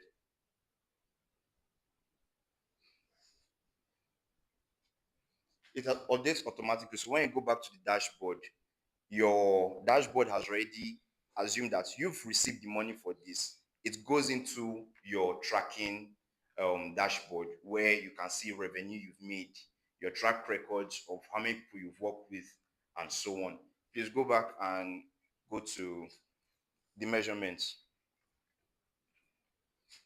You can create a new measurement, add new measurement, the plus sign here. So new customer, existing customer, or a quick this thing. So we've already created 2 customers in their have their databases in there. Please click on test user 5. So this is your customers information, the things you need to use to reach them. Please go back. You can add new customer if you want to just show how the interface looks like. Add new customer, the button over there. Yeah. Add new customer, name, email, phone number, and all that. Please go back to the main. Yeah. Back again. Yeah. Jobs.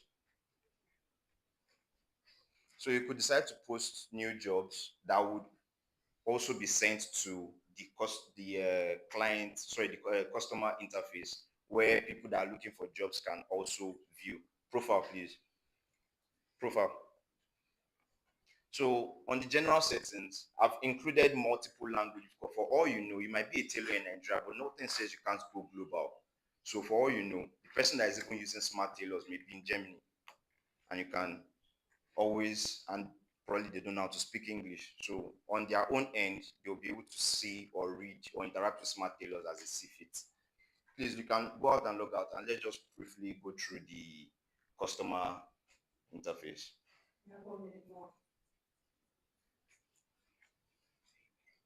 Oh,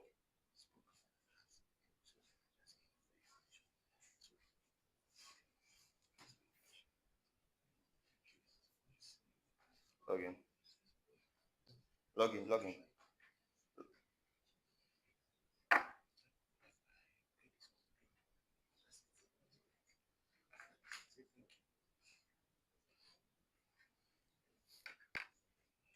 Customers.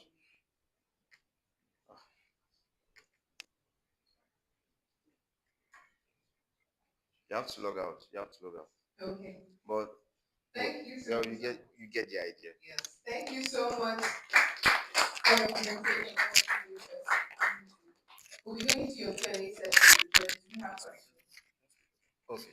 We have 5 minutes. Okay, let me go first. Right. Okay. All right, good morning. Well done for trying to put this together. I don't think it's a very, very easy feat for you to be able to put this together, right? And I think you are trying to solve a problem that you have identified. Um, I do have a couple of questions and some feedback. The first question is, how did Taylor manage this and manage their work? Right? Because the reason why is if you think about the mental model of tailors and think about the level of, not the level of literacy, right? But you think about the majority of tailors that we have, right? The amount of things that they actually have, and the ability to be able to switch between that and begin to use a platform. So imagine tailoring and then having to go into a platform to confirm that. That can be very tricky. What I would see is a more established tailoring platform company that would have somebody who is responsible for that workflow, because this is going to be very difficult for somebody who is tailoring to manage that workflow, right? A one-man tailor may struggle to use this. That's the first thing, right? So maybe you want to give me some feedback on that. Okay, so one of the things I mentioned was that it could provide ample job opportunities. So the job opportunity may necessarily not be hands-on. It might even be operating the platform. So in as much as you are trying to make job more efficient, it doesn't mean that efficiency of job means that less hands should now be on the job. You could actually hire more hands to be more efficient. So almost every company has their media team, their this thing. It's not necessarily the CEOs or the top executives that handle the media. those companies still have their jobs done efficiently. Okay, so I think the second thing I wanted to just put to you is that I'm also a little bit lost on what the problem is and what the value, just hold on, please, and what the value in terms of how it is being solved, because it seems like it's a platform that's doing quite a lot of things, and so you can't connect it. So you're talking about opportunities for tailors. You're also talking about tracking material, tracking workflow. Then you're also talking about writing down. It's quite a lot of things for you to even start with. So my own suggestion, right, would be for you to niche down into one particular problem that you're actually going to solve. What I do see is that you have a lot of ideas that you want to be able to solve, but you've not been able to come down to the most primary idea or primary problem that has been identified that you can solve. So that's just feedback to you. All right. Thank you so much. Well done. You kind of already said part of what I wanted to say, but first of all, the way you started was nice. The fact that you tried to identify with the same struggle that other people are going through, retailers, it was good. Um, then the fact that you're trying to digitize the process, like trying to take measurements and all of that, people, tailors already have mobile phones. They're already doing that, to be honest. So if you're saying that you're trying to help them digitize it, maybe you're looking at um, tailors that don't use what's it called, smartphones. But if you're now focusing on those kind of people, you're making the assumption that they are honest enough to be able to come on the platform and say that I've started your job, when most of the time they're not going to work on your job till the night before delivery. So at the end of the day, it's still people like that established that have tailors that can do that. And even in the job creation part, it's still those kind of people that can afford to say that I want to employ someone to do this for me. A person that's just a one man tailor would not do that. That's part of my profit that I'm losing. All for what? I'll give you your job. Just give me the delivery date. I'll give you your job. Period. You don't need to know whether I've started or not. Do you get? But well done on it. I think you should just hone down a little bit more on what you actually want to solve. Is it really a problem for the tailors? It's a problem for us, but is it really a problem for the tailors?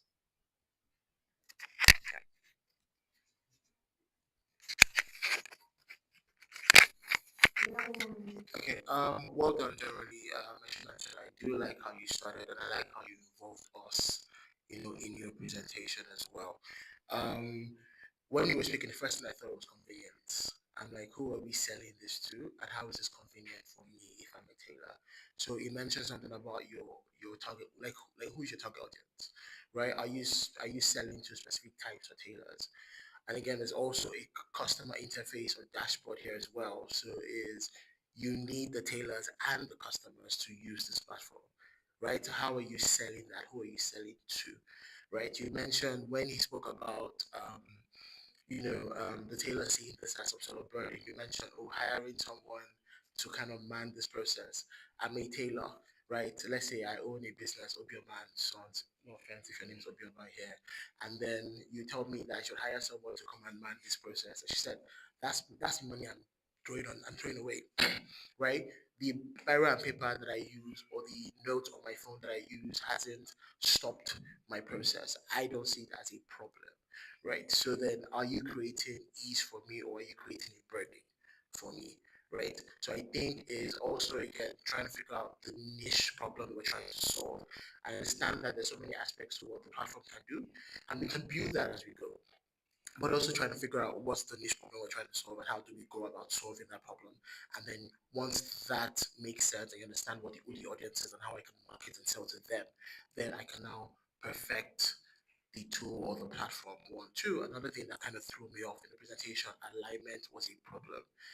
And I was trying to read, but I was just scattered. My brain was struggling to read through your slides. So even careful when you're converting things from PowerPoint to PDF is go back to it to ensure that alignments are clear and things are actually where they're supposed to be when you're converting. So that way I'm seeing good enough slides and not just things jumbled up together. So yeah, well done, Jerry. Thank you. Thank you so much, Smart Takeoff. That was a lovely presentation. Put your hands together. Sweet. I would say don't particularly, your name might be your biggest limitation, because clearly from here you're not solving for tailors. Tailors are problems that don't to be solved. They love the chaos of not being found. So don't give me a solution that will catch me. That's how tailors are. But if you switch your name, it might be more useful that you will find deeper markets on the user side. So that's go with a name like tape. Leave the tailor, let the product evolve. Just keep it in one word and let it figure itself out. Yes. Thank you so much. Thank you. Just to highlight that this was you, one of the partners, an AI-enabled platform that helps creators and engineers build and launch.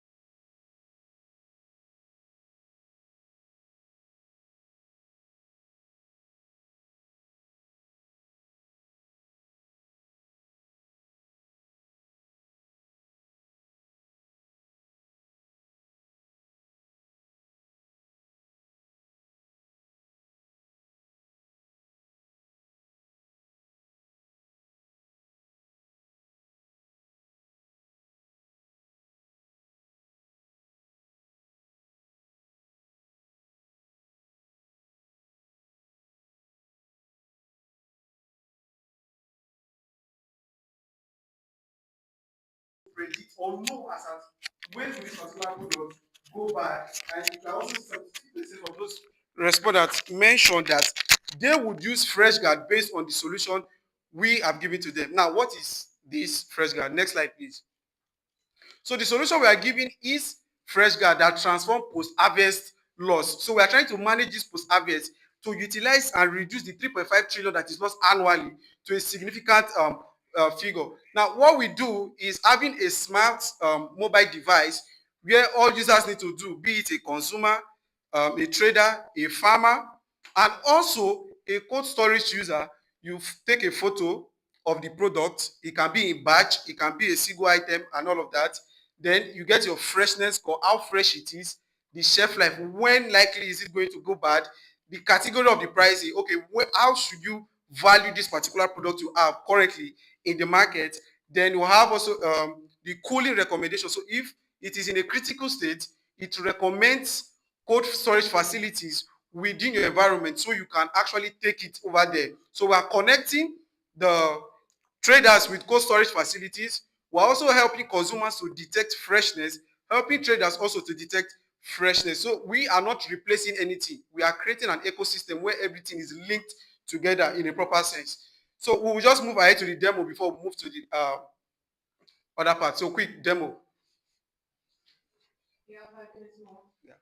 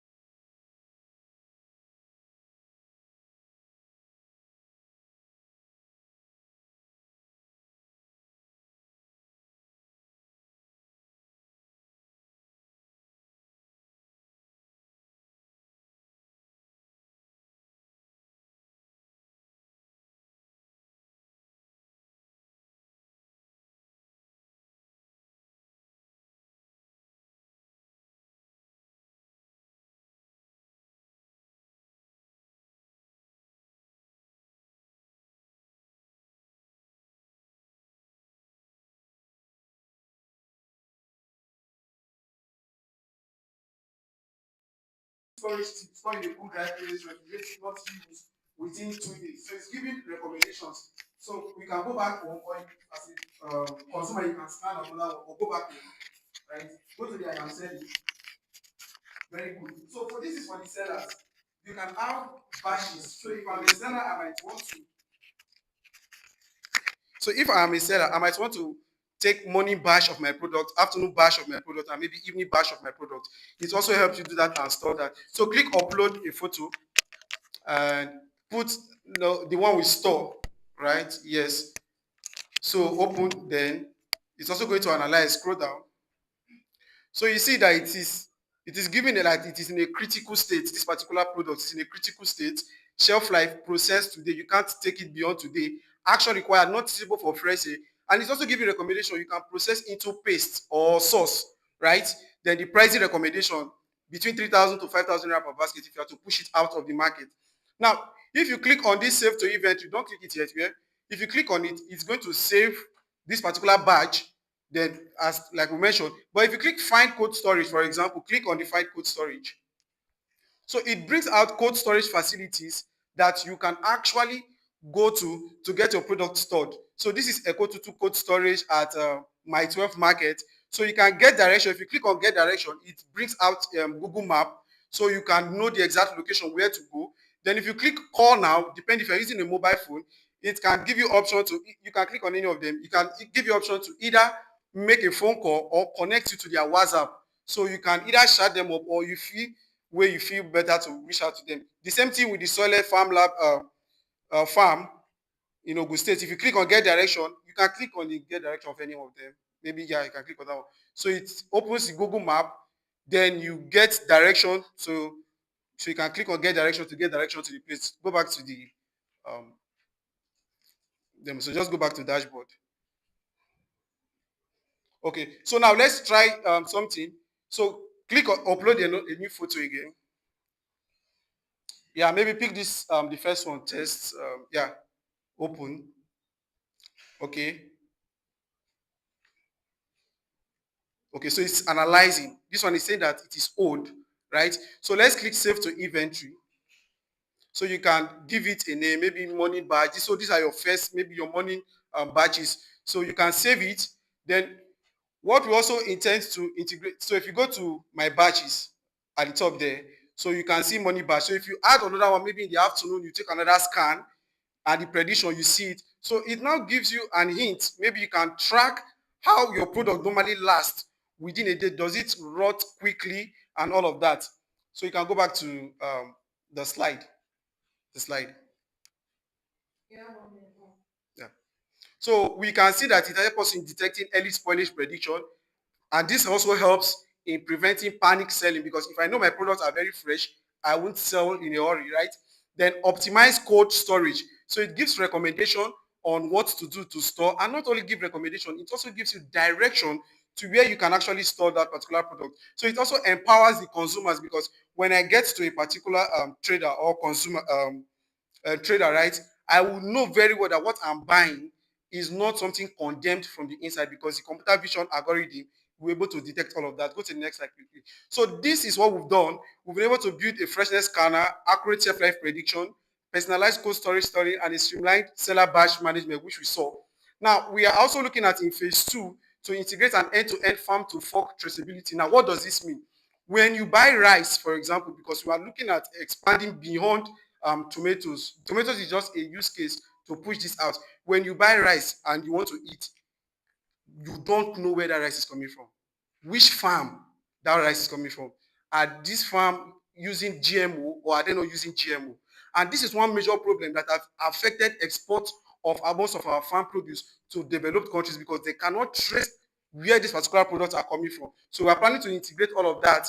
There was also seamless WhatsApp scanning. So you don't need to have like another application on your WhatsApp. You can be able to integrate all of this, make use of it, and make it seamless, not like we're building a different new app. Expand multi-produce support, like I just mentioned, rice. We're looking at other products, maybe pepper, onions, and the rest. Actionable market insight dashboard. So that management bash you saw, what we're looking at is you should be able to have like an inventory, right? Where you look at, from like a time series analysis, for example, you look at how well you as a trader have been trading with respect to your product, and so on and so on over time. They will have premium storage and pricing optimization too.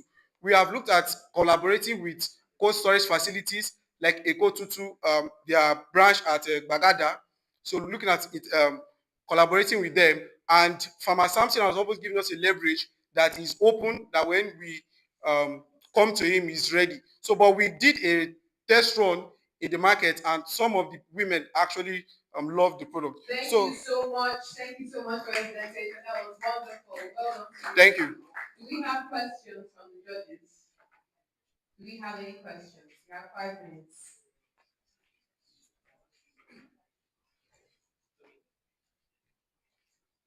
Sorry, quick question. What did you say to Samsung? Like, what exactly did you say to him? Okay, so I asked Farmer Samson that, because I started with this way. I asked him if there is an application, right, that can actually connect um, farmers, most especially tomato, No, but I've heard what I want to hear already. So there's something called the mom test. You don't ask people by telling them the solution. They'll tell you yes, because they don't want to break your heart and disappoint you. Just there's a go and read about the mom test. That's go and read about mom test. Okay. all right. All right. I love your product. It's very innovative. Um, have you tried to test this with core farmers? You use tomatoes. Does this also work for other products or just tomatoes? No, like I mentioned, this is just a pilot with Pilot. tomatoes. Yes. So, have you tried to speak with core farmers who know nothing about technology? Core farmers who know nothing about technology. No, because there's a reason for that. Number one, the time frame we had was one major factor. Then number two, it will be mostly difficult here, because for us to get core farmers that go into most of this stuff, you have to go places maybe like Ogun, Sokoto, Benue, Plateau. So that will involve like traveling and all of that. But because of the time frame, it wasn't possible. We had to use online. All right, thank you. So, what I'll tell you is the product is beautiful, very futuristic. But if you haven't spoken to core farmers, the amount of tomato that come out from the local farms of north is far worse than what we think around here. So those are the people who are really farming critically than in storage. Then you talked about access and closure to storage facilities. That's another thing you need to look at because there are not many storage facilities. Samson is doing a very innovative farming, so he will like what you're doing. But he's one of the very few that we call, I'm a farmer. That's why I'm telling you this. I have looked at how many storage facilities we have. There are not many. So that's another thing you need to figure out. But the product, call farmers, how will they use it? How will they solve their problem? How? So, Okay, no. Okay, so with respect to the core farmers and um, all of that, so the product have various users along the flow chain. We have the consumers, right? When I go to the to get a particular tomatoes, I can scan, right? Then we have the traders that are trading. Then we also have farmers that are farming. We do not wish to also end it here because we, the farmers experts, we because farmers would know, right, that oh, my stuff is ripe for germination, right? Then they will not take it to the necessary traders that will get it there, sell like the middlemen kind of that will sell the product. You get so what we are actually even wanting for them is like maybe something like a disease detection for them and all of that. Then with respect to the limited cold storage facility, it is because there is lack of awareness. If there are major awareness, although we know funding can be another problem, but when like our survey with the markets we were able to have access to, do not even know that something like a cold storage exists where they can take their product to. So since that awareness is not there, that enlightenment is not there, it creates that gap. So when somebody just develop like a cold storage, he or she might not have the stuff. So thank you. Sorry, quickly. So, for me, the first point, the first thing I saw that kind of started to mess with my mind, that kind of made me start to break things down was, I think, and you've pretty much explained why. So you touched on, you said 85% of farmers don't know when the products are going to expire. I don't agree. And I don't agree because farmers know.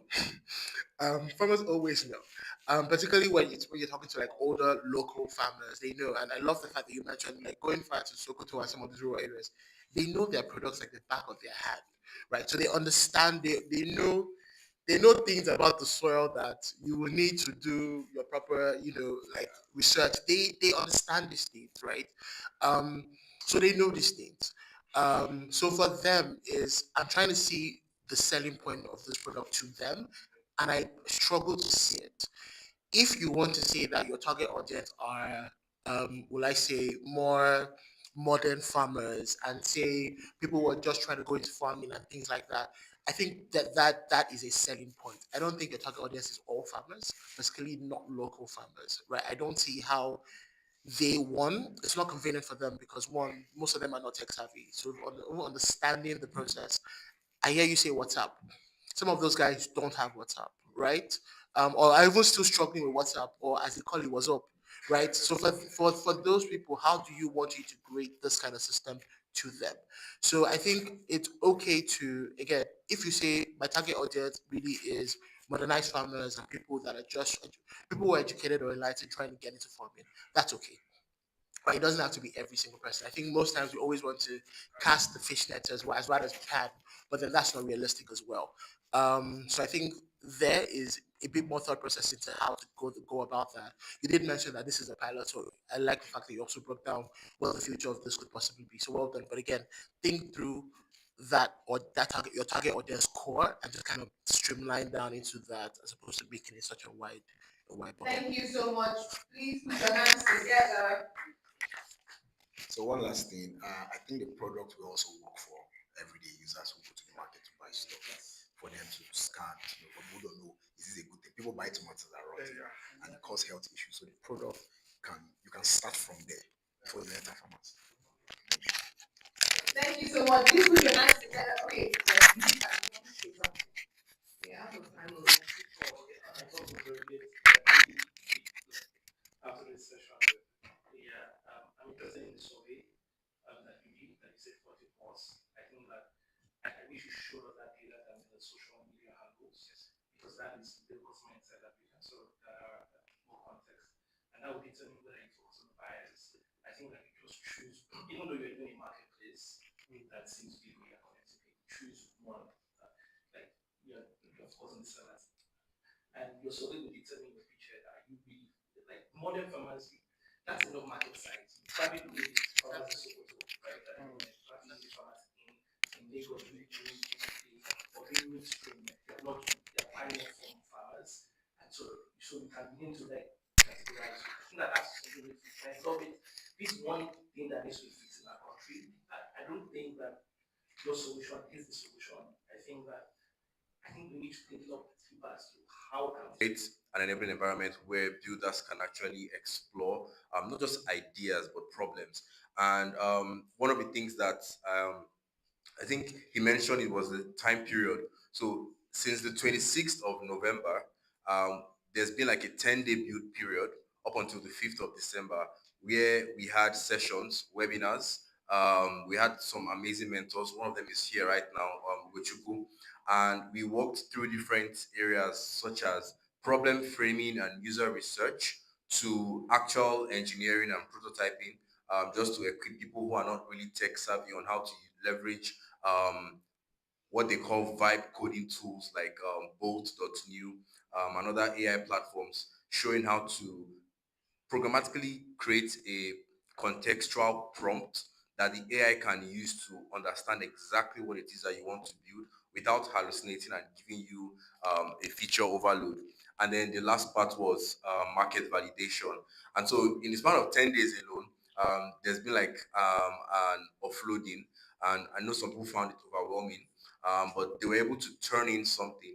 Some were existing projects that they had worked on. Some had to, within that period, pivot, come up with new ideas or find out new problems. And some even discovered new areas based on the interactions that they had with real users. And I think that's one of the things that we want to highlight.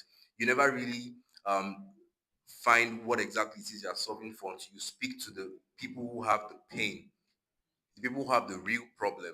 And so you can have your fancy slides, your fancy UI and everything, but until it gets into the hands of people, you don't really get the kind of data that tells you whether or not you're moving in the right direction. But at the end of the day, what is important is that you are getting your foot out of the door, getting your product into the hands of the people. And so here, for us at Fail Forward, like I said earlier on, we want the solutions that are ready to go, even if they're not perfect, to get out there, get the feedback, get all the kind of validation that you need. If you need to pivot, if you need to focus on a new area, figure out whatever it is you need to figure out and then move on. And we also want to be able to create access to resources. And so, thanks to partners like Urban Effect Media, Bolt, Magic Carpet, we're able to curate this program and AFF as well. So in the future, we're hoping to expand our partner brackets, also get some grants, applications, things that we can use to basically access more resources that we can provide to our growing community. So thank you for your time, and I would like to hand over to Nkoli to usher us to the second half of the presentations. Thank you so much. Well done, everybody. I mean, learning that this has happened in the course of 10 days is really inspiring. That's what it means to build fast. And that really is what it means to fail forward because, like you said, this is not a strong suit for many of us, but we really shown up and shown out. So well done to everybody. All right, we'll be moving into the. Do we need to take like a 3 minute type break just to gist? Do we need to do that? Just to mix up. Anyway, whether we do that now, I don't think we will, just so that we can round up. We have just a few finalists to go through. Please remember to interact with the persons who have given you feedback. Some of these things are for you to improve your presentation, your product, so that it has good market fit. All right, we will be hearing from our next finalists. Both of you are coming up, yes. Please put your hands together for AgriLingua. If you don't clap well, I will collect half of your money. Please put your hands together. Finally, even if they don't clap, you will be clapping. Well done.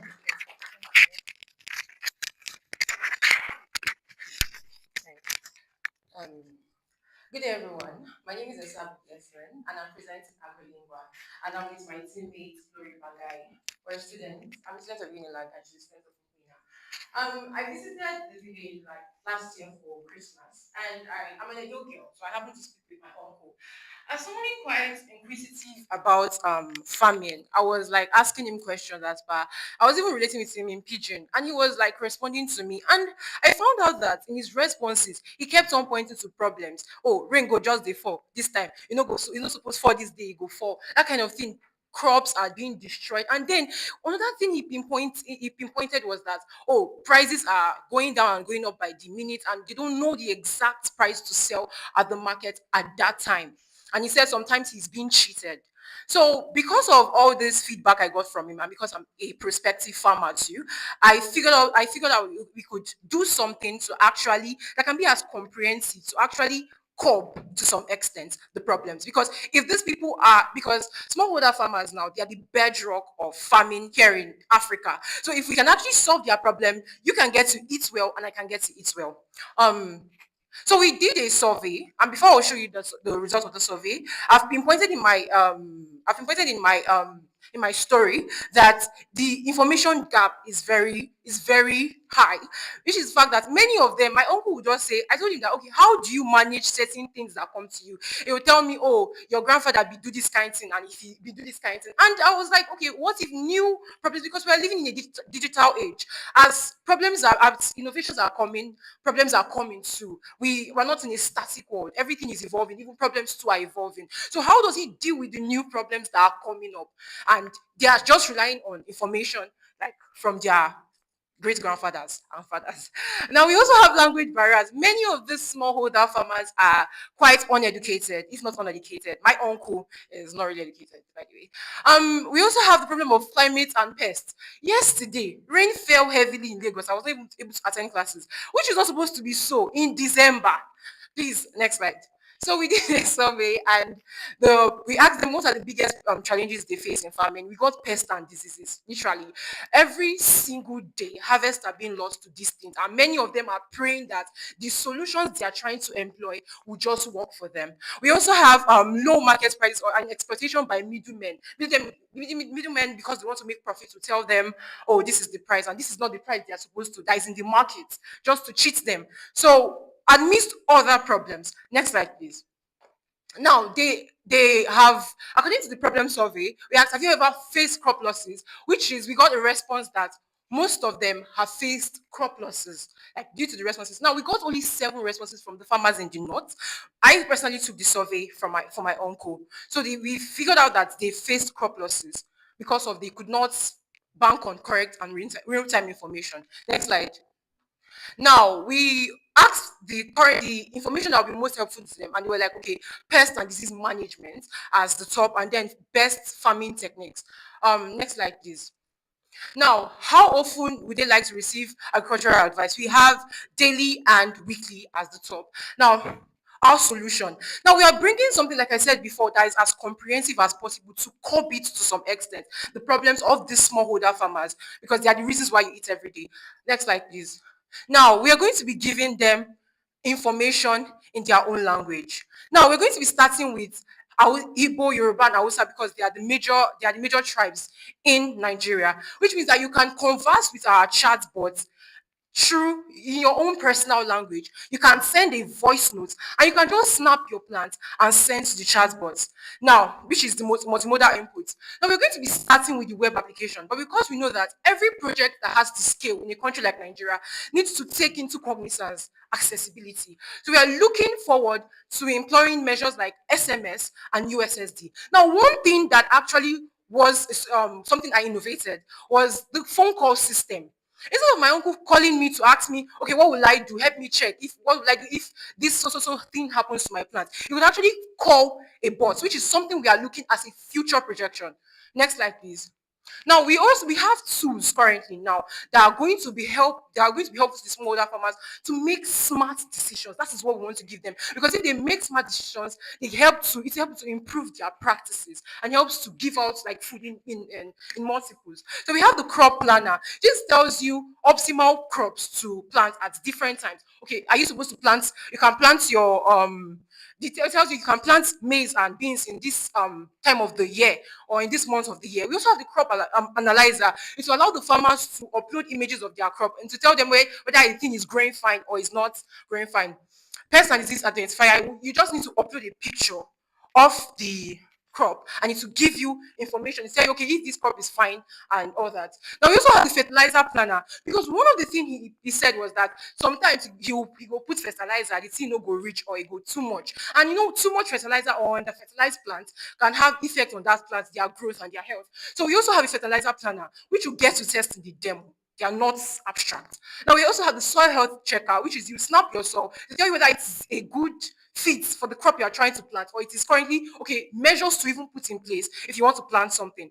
We have the water optimizer, next slide please, and the weather dashboard. Now it gives you real-time weather forecast all in one app. Real-time weather forecast for the next 7 days. So you know when to quickly put into measures in case rain is going to fall tomorrow.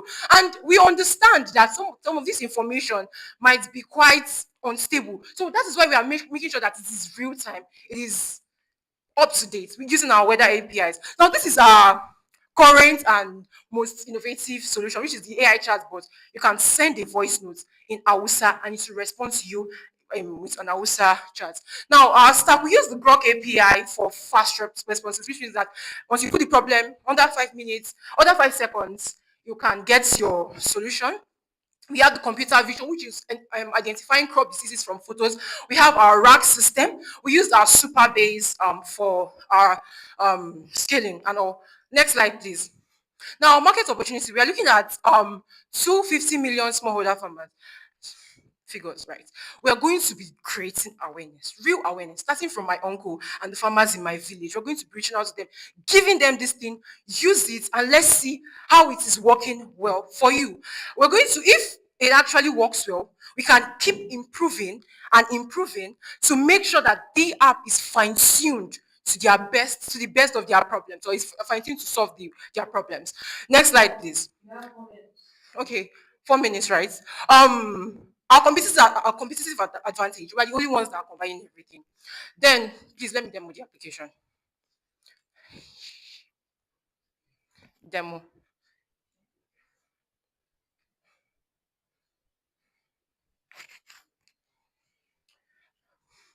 All right. So this is the way the app currently looks now. We have the chatbot and the smart farming tools. This is smart farming tools first.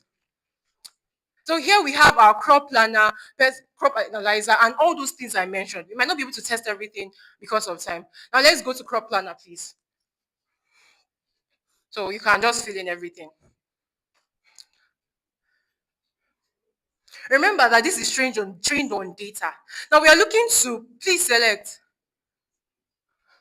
Now we are looking to use the N-Atlas model. This is the first multilingual LLM here in Africa for context. So we're going to be training it with, we started with normal data from normal data sets like Cargo, but we are going to be looking for data that are fine-tuned to our African context, because we understand that our accessible markets are farmers here in Africa. So you can get recommendations. Scroll up. So it will give you different best crops for your area, best planting months, expected challenges, and additional tips for Edo State. Edo State is my state, by the way. Let's go back, please. So we have, just go down. Let's test fertilizer planner, crop type.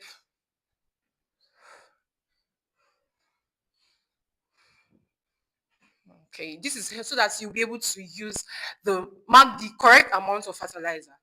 Remember that this is not abstract. We trained it on real data sets. Plan.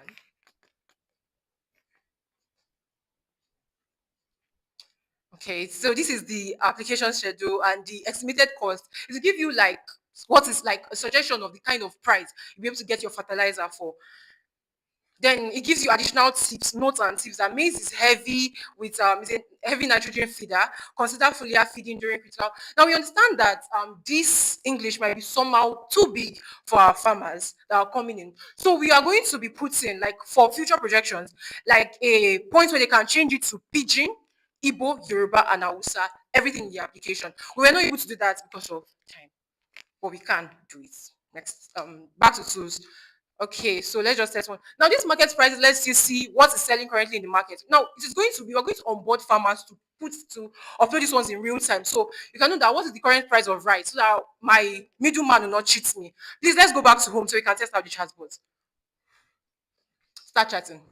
Put a question in Hausa. I would have loved to record a voice note, but they were like, because of the microphone, we couldn't record a voice note. Is it- Okay. But you can upload a picture. Okay, you can test it out, please. The URL is agrilingual. What's the whatever? Please copy it.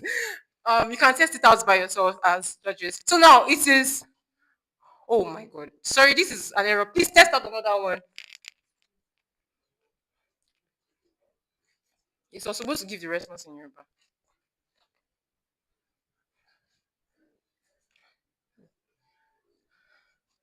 That's your time. I'll give you 1 more minute. Okay. Just 1 minute. Man, this is the problem. Okay, tell the chatbot to like translate to Yoruba.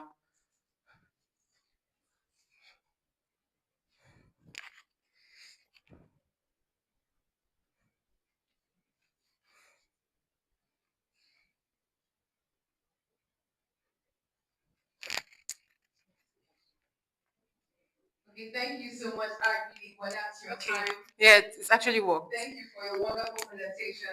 We're always here for any questions. Judges, do you have any questions? Hello. Okay, thank you very much. I think this is very interesting, right? And I think that a key functionality here would be chat and then voice. If, for example, you use Ocean, right? It has somebody who calls you, really likes to tell you about this company, and you're quite automated, right? So for people who may not necessarily text heavy, that's something that you can approach so that people can receive calls and the likes. But I'm also very curious because a lot of companies you mentioned, you mentioned your uncle, I know your uncle is a farmer, right? You mentioned your uncle. So your sample size was also quite small, right? Your sample size was also quite small, right? So I think you may want to look at sample size. Typically, when you are doing the survey, There's a minimum number of um, respondents for you to be able to say that your survey is valid. Otherwise, you'd have a bias, right? And so there's a calculator to do that. Because when I saw the numbers, when you say 72%, it looks like a large number and it almost communicates that, yes, this is actually a problem that is solving. But truly, if it's just 20 people, it's Okay, it was actually 7 people. So that's that's what I'm just saying. That's a small sample size, right? But I also recognize the fact that it's a short time for you to conduct the survey, so maybe you want to push for more. So, but I think that this is a decent idea.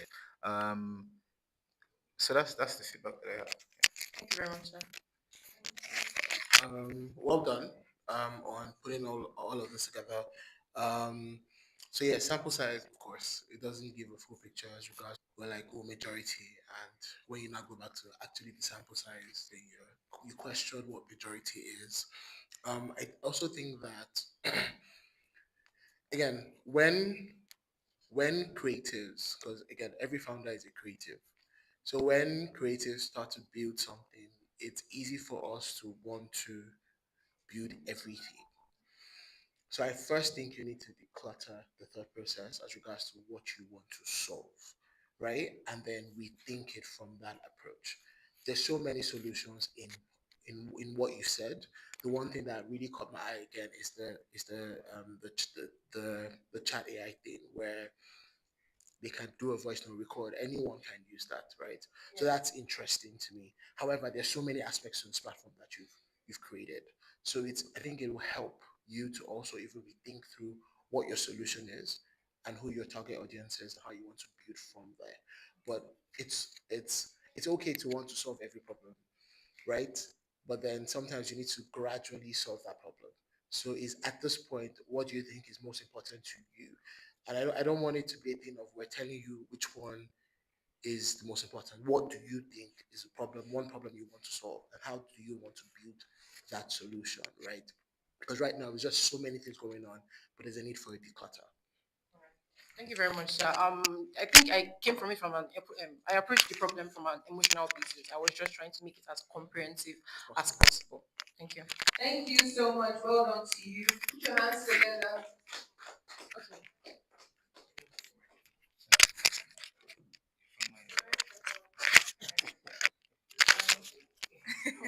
Well done. I really love the energy. It's really good. But I would just say that for future presentations, try to work on how you present. Like the energy is great, but you were jumping here and there and all of that. At some point, I got distracted. I'm like, so just try to. It's good to have that energy, but try to put it together. I think the only thing I want to say is I have a problem with the word smallholder farmers. I think we should try to just say farmers because smallholder farmers to me seems like we promote peasant farming a lot. So just say farmers, please. Huh? Thank you. Thank you very much, sir. Yeah, I just well done. I like the quality of like the problem and the work that you did in identifying that made this process to be a lot better. I think that finding a solution is something that I don't know what the team is going to do after now because these are like national issues that needs to be solved. And I'm happy that young minds are sort of thinking around this, but I think that we need to sort of steward the process of fine tuning, coming up with better ways to sort of conduct the surveys, better way to sort of get a proper solution and where to start from. And I think that that way your presentation is going to really come alive. And the reason is that you have not been able to find that nexus between what the solution is for problem that you've identified. And so, but well done. I'm just well done. I love it. Thank you very much, sir. Thank you so much to our wonderful judges for the amazing feedback.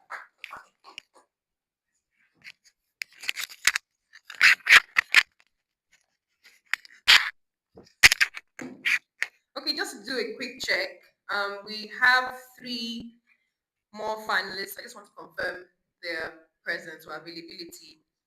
Tech Salvage, okay, Taylorly, and then SAOT.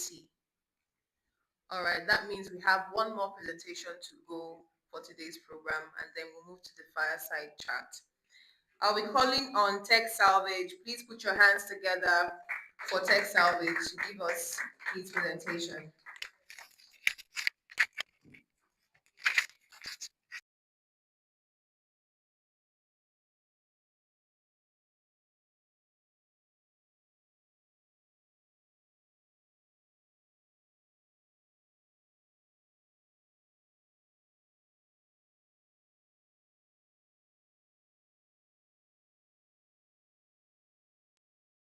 I own a 20 something MacBook Pro that because it found his screen stopped working. Whenever that thing to it comes and I got another one anyway, but you know, the device is just lying in my drawer.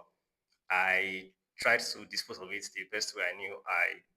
Went to Computer Village, but the offers I was getting, for the motherboard and other useful components were lowball.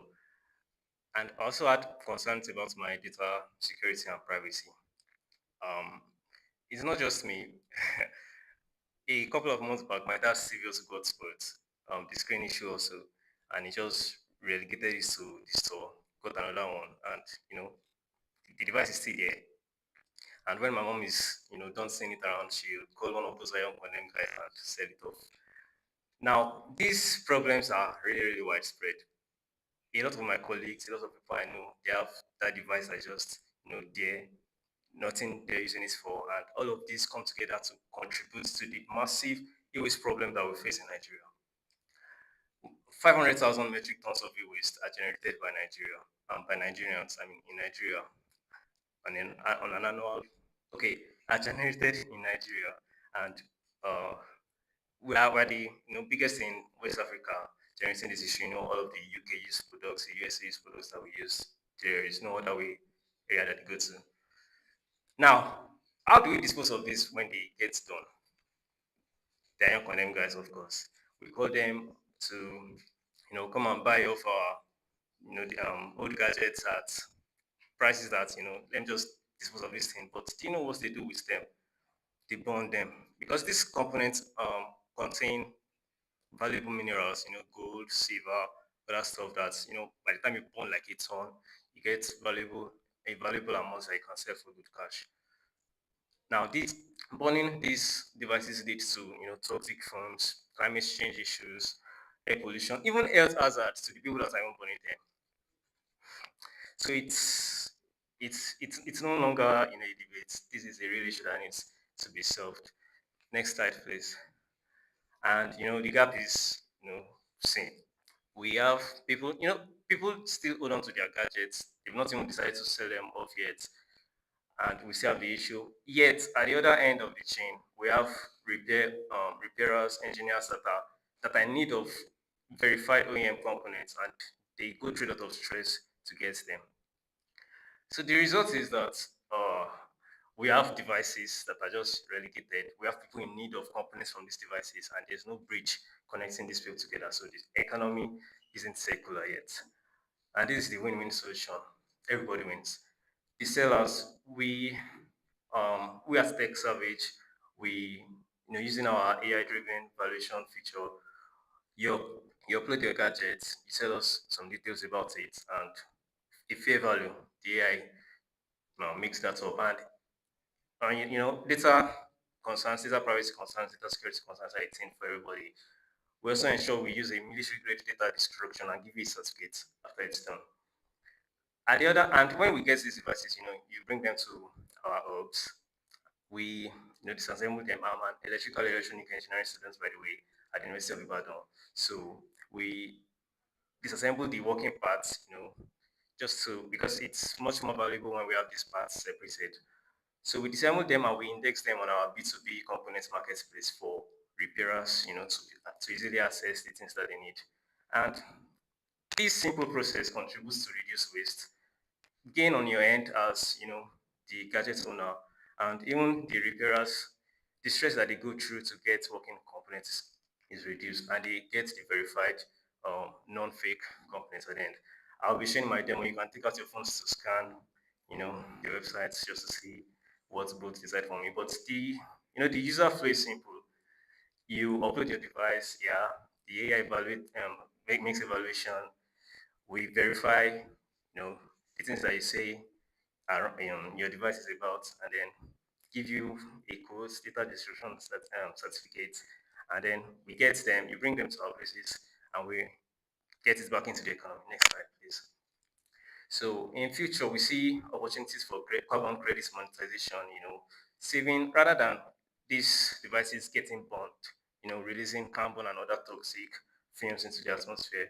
We are saving this. And not just that, we also be taking the parts that are, in quotes, useless and routing them to better, the recognized smelters, the people that, are government recognized here that, smelt the parts that are no more useful in an appropriate way. Next slide, please. So yeah, that's my presentation, and I'll be showing my demo now. Please the website. The website, please. So like I said, we have two people at the end of this supply chain: the sellers, people that sell the gadgets that they no longer use, and then the repairers at the other end. So as a seller, you just thank you. You can click, you can check device value, just check your device value. You can click that, or you can also click the calculate payout. So once you click that, yeah, you put in details about the kind of gadgets you want to sell. Yeah. So and then you continue. Okay, iPhone 17. So yeah, you can continue, like continue it. You can continue it. I just yeah, this. Okay, so you just fill in some details about your product, and then also additional details that you wish to share. You continue, and the how does it work? Okay, yeah, you also upload to the device because we don't want you telling us that you want an iPhone 17 and you bring us an iPhone 10. Yeah. Yeah, so you upload that, and then the AI does the work of verifying the photo, and then you can just get the code for the device, what we are willing to give you, fair value, like I mentioned. Yeah, so an iPhone 17 at 100,000. I mean, yeah. Planet Earth will be happy anyways, as long as it didn't get melted. Yeah, you can look the price. Yeah. And then, okay, so this is where we just get your details. We don't need you to like sign up or anything. It's not like you need to be available every time on the platform. Just anytime you need to sell your stuff, you just put it. So you can just put in random details here, log the price, and book your the day that you come to our hubs. So by the time you can choose any hub that is close to you, Lagos, Ibadan, Port Harcourt, and then bring it down. We verify the claims that you've made, and we pay you at the spot. At our end, we disassemble the useful components, yeah, and then index them on our B2B marketplace. Yeah. So on the other spectrum, the B2B, yeah, the repair guys that I need of verified OEM components, they can just okay. So you can cancel because of time, yeah, and then for repair shops, click for repair shops. So you can just search for the components that I need as long as it's existing already and indexed. You can just add it to cart, make and sign up for delivery to you, whatever location you have. So this is a solution that makes everybody win. As a seller, you get to dispose of your devices appropriately. The people that are in need of the good components from your devices, they get them, and you know the planet, the planet is happier, so to speak, given that we no longer burn or contributes to climate change, which is a core concern for the world today. That is my presentation. Thank you. Thank you so much. Well done, Salvage. So we'll now go into the Q&A session with the judges. Do we have questions?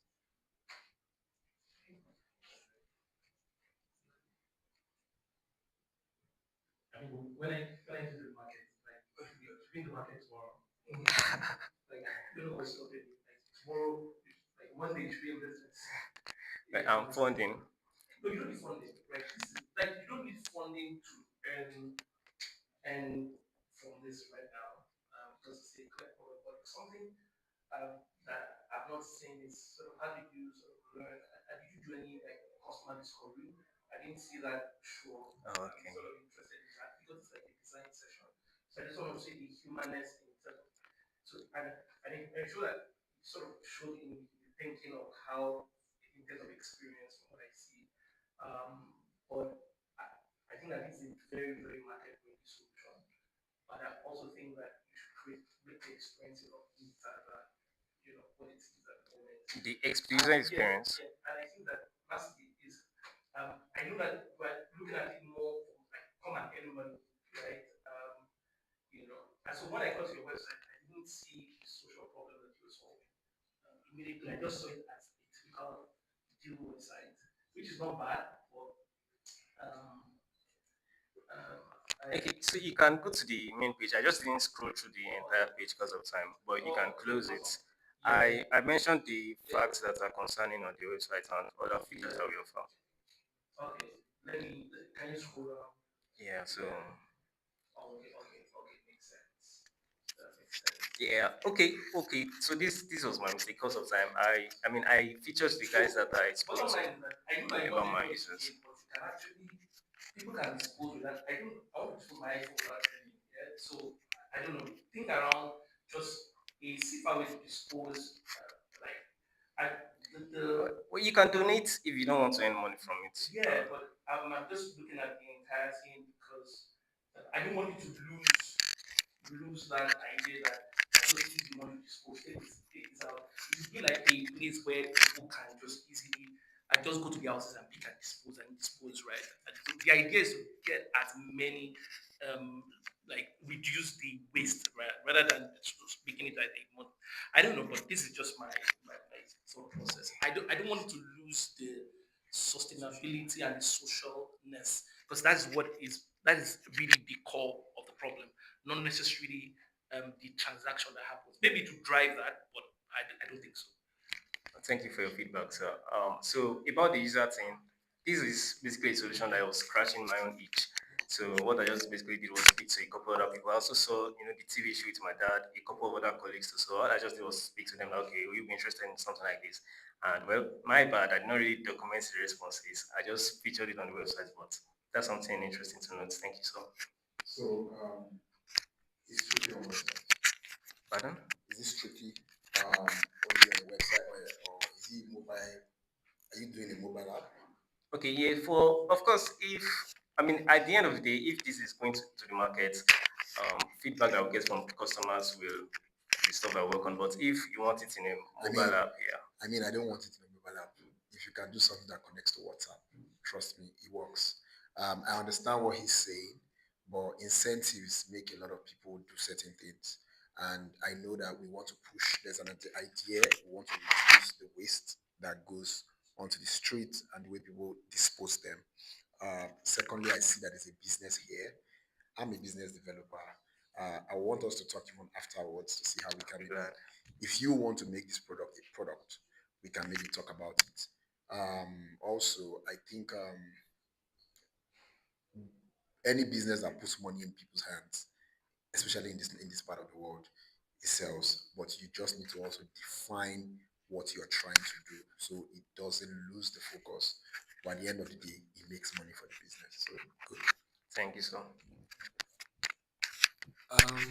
Well done. I do think it's a brilliant idea. I do think that it is market ready. It's just to build out a finished product.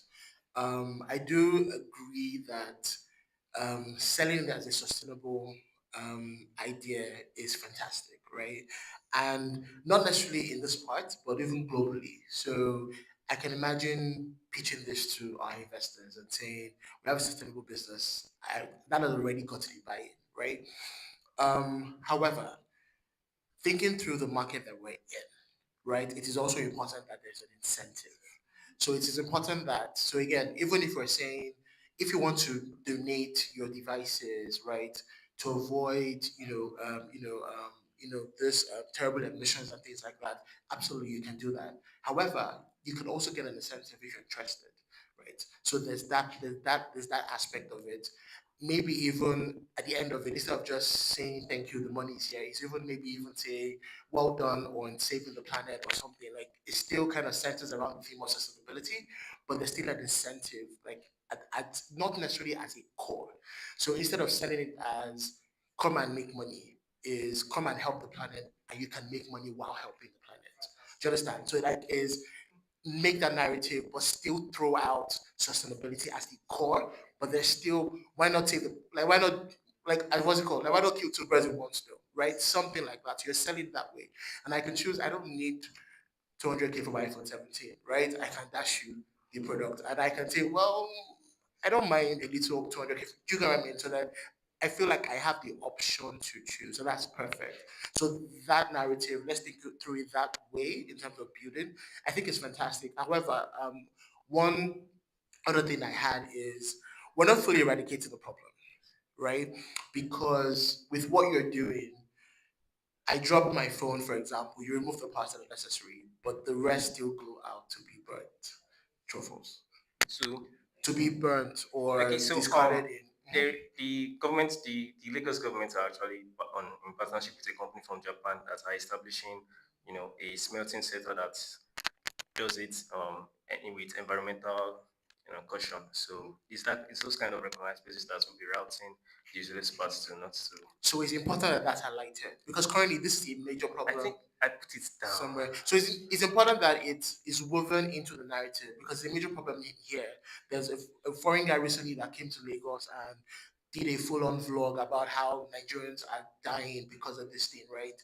And that narrative is being told. And now this is you coming with a solution to say, instead of all of this, there's this platform, and I'm also working with the government to ensure that this thing that they're bringing in, I'm also tying back into that. So it's important that all of this is highlighted, right? But then it's a beautiful idea that it's just how you kid and how you narrate your story or weave it through all of this. But well done. Thank you for your feedback, sir. Okay. So well done. I think from a user experience point of view, I think that the platform is very simple and easy to use, right? in very few steps, I was able to upload my picture and do that. I think that that's a really good one. I also think that when I did upload, or when you did the demo and the laptop was uploaded and you gave it a price of 800,000 naira, I'm very curious as to the accuracy of that, being able to evaluate properly the product. And so when that evaluates the product, if that is not truly the price, because you're telling me to lock down the price, what other control do you give me? Do I get to renegotiate? Right? Do I get to renegotiate the price that, so that's something to just think about, because that's a 2017 MacBook. It's not broken. It's not. I can't remember the options that were chosen. But if you do just upload that, I don't think that you just. Okay. So actually, that part was simulated. I did not really integrate an AI Okay. model or Okay. Okay. So stuff. fair I enough. just Okay. yeah, exactly, exactly. Fair enough. But I think that it's a for the purpose of the demo, I think it's a very good approach if you're able to integrate that and connect it to a database of products. You know what's happening in the market. That's going to help you. The negotiation thing. And the negotiation would have been great. All right. So that's it. Thank you for your feedback, sir. Thank you very much. Thank you very much. Put your hands together for tech salvage. All right. Oh, you have a question. You need to factor in devices that are stolen. How do you? Wait till they complain. Yeah. Maybe receipts or something. I mean, I'm very serious. Uploading with lyrics. I'm also very serious. Thank you so much, Tech Salvage, and thank you to our wonderful judges. That happens to be our final presentation for today. But if the judges want to ask questions of any of the finalists, any of them at all, this will be the time to do that. So I'll give you some time to think about that while I state what the judges will be evaluating you on. You will be evaluated on innovation and originality, technical implementation, problem solution fit, feasibility and scalability, presentation quality, and then your focus area alignment. That said, do you want to call on any of the finalists? Yeah. Okay. So let me just ask a question, just back to you, right? This is really not just about it being a tech solution, right? It's heavily dependent on the evaluators of the product, right? So you said you're an electrical engineer, right? So the question is, how are you at the back end from a quality management perspective going to ensure that you even have the right resources to be able to do that? You can't do it by yourself all the time.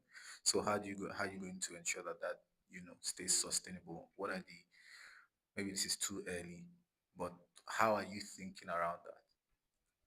Okay, like handling the operational side of the business. Yes, so you get to verify, the parts and all of that, right? But you can't do that all by yourself, especially if you're going to be running the business, right? Yeah, so that's why I said you'll be in places of high volume of where these devices are generated. And we could have, interns or people that are working in the hubs that handle the parts of getting these devices from people, even the disassembling part and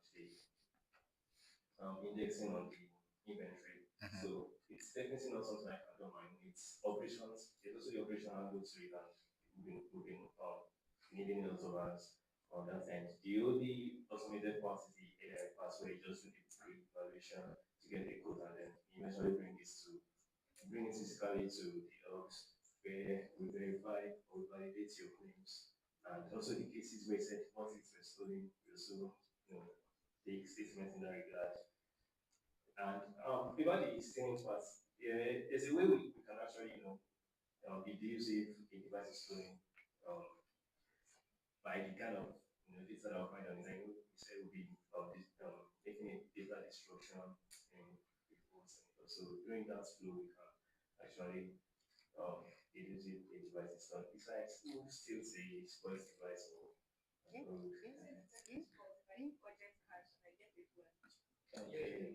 So okay, so I think that's a good one. So I think one thing you have to consider is, and I think that there's an opportunity here, right? There's going to be training, right? You have to train, so it's an opportunity for other people who don't even have work, to also find something to do with their hands. And so that's something that's going to come heavily from you, right? You'd also want to look at how you can plug into the other systems. So phones have their IMEI numbers, right? And that's a very crucial identifier that you want to have, and see how it plugs into the global database so that you can verify, the validity of the phone and even maybe the user information. You should also be able to validate the user information who is disposing of a phone. I think that that's something very, very key. Otherwise, people will steal phones and just put it out there. So that's something you have to look at, security concern. And if you're in, possession of a stolen phone, I think by law you are liable. So that's some risk you want to look at. All right.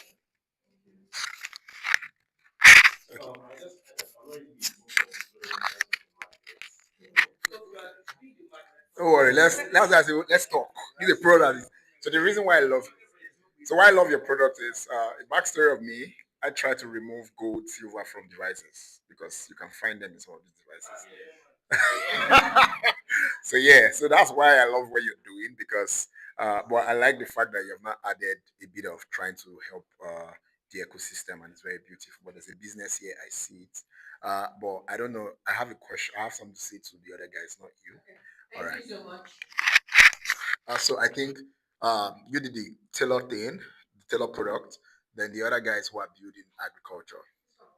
So I'm very, very big on trying to build with the culture and not force the culture to change.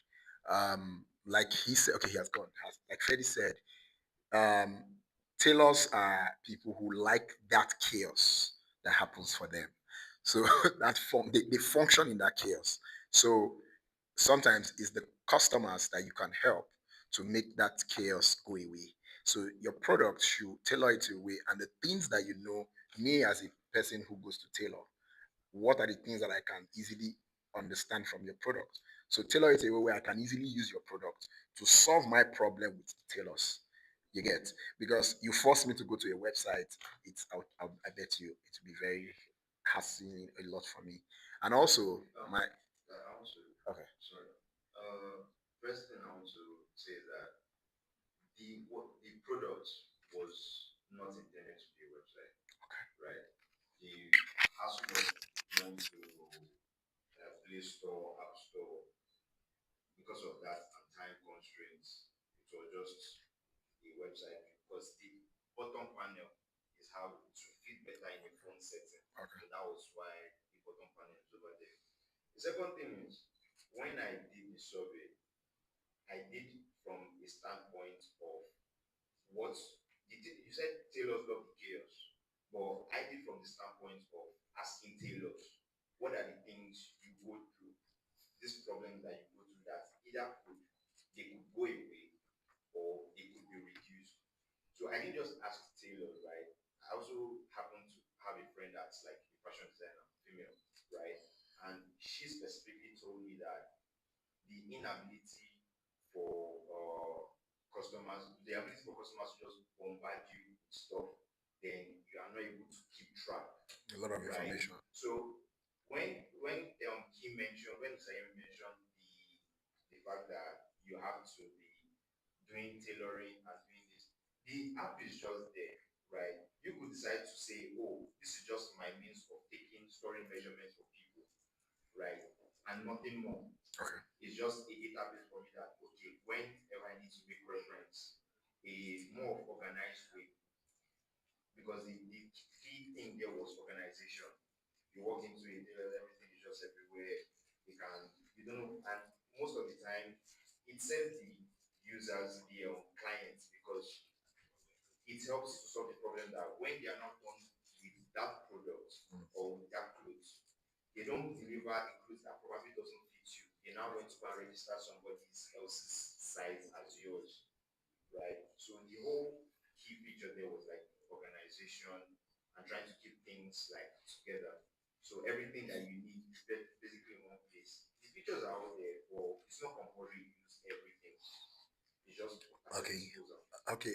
I also saw in the product that you had the part of the revenue or finance thing. Yes. Okay, and I think that might even be a very quick if this product is going to go to market.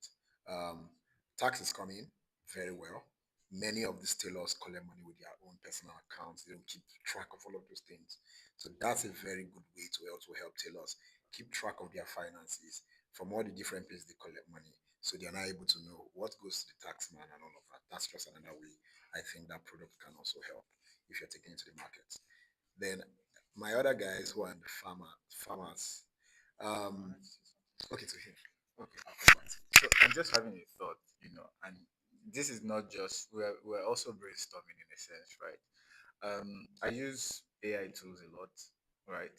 And some of the things I do is I just put in my information and try to give me a structure.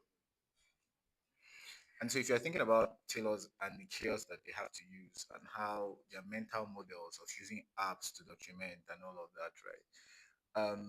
I'm thinking about how, for example, you can have me who is a customer just send all my information as a text message and there's somewhere it just goes to and it just structures it. Do you understand? So I'm just thinking out loud, right?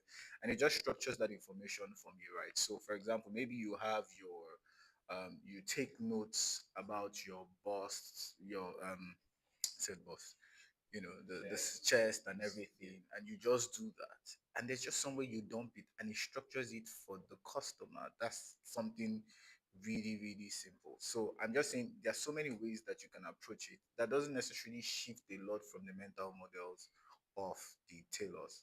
Because I would struggle with using an app. Well, not me, but tailors coming to use an app may be a challenge in a sense. So I understand that there's like an AI way right now. I happen to be an AI engineer myself. I build AI models from scratch. So there's an AI way right now. It's not going anytime soon. But I didn't want to. One of the things you mentioned was that the app was loaded with a lot of features already. Yes. One of the things that came up the top of my head, right? Not even as an afterthought, as a beginner thing, was a way AI can fit into this. So what I thought was, okay, given probably a customer, and it's supposed to set both customers and tailors, probably one more than the other. So what I thought was that a way for customers to be able to probably before their clothes comes out, before their clothes is done, how can they know that this is the style? Because that one of the problems that I detected was that customers have indecision problem. They don't have to like they don't really know what they want when it comes to clothes. So probably there could be a tool. I think there is a tool already where tailors, fashion designers can design what they have in mind for a prototype, right? Post it there. Then if there's a photo, probably from the neck down, it's not because I know that scam and a lot of things out there. So you could take a photo of yourself neck down, right? And AI does the fitting. So it's like a virtual fitting. That was what came up to top of my head. And it's doable. But I didn't want to include that because of two things. One, time constraints. Two, we're using AI to build this stuff. And if you're using AI to build stuff like this, a lot of bugs, so you have to start debugging. I personally love to build from scratch, from the ground up. So that way I understand what I'm building. I know how to try a lot of things in my head. Okay. So that was one of the things I said. And if not AI could do that, then AI could do something else, a marketing strategy for these brands. So a brand that wants to come up, wants to scale, is give you probably generate marketing strategies for you, probably what do they call them? Content.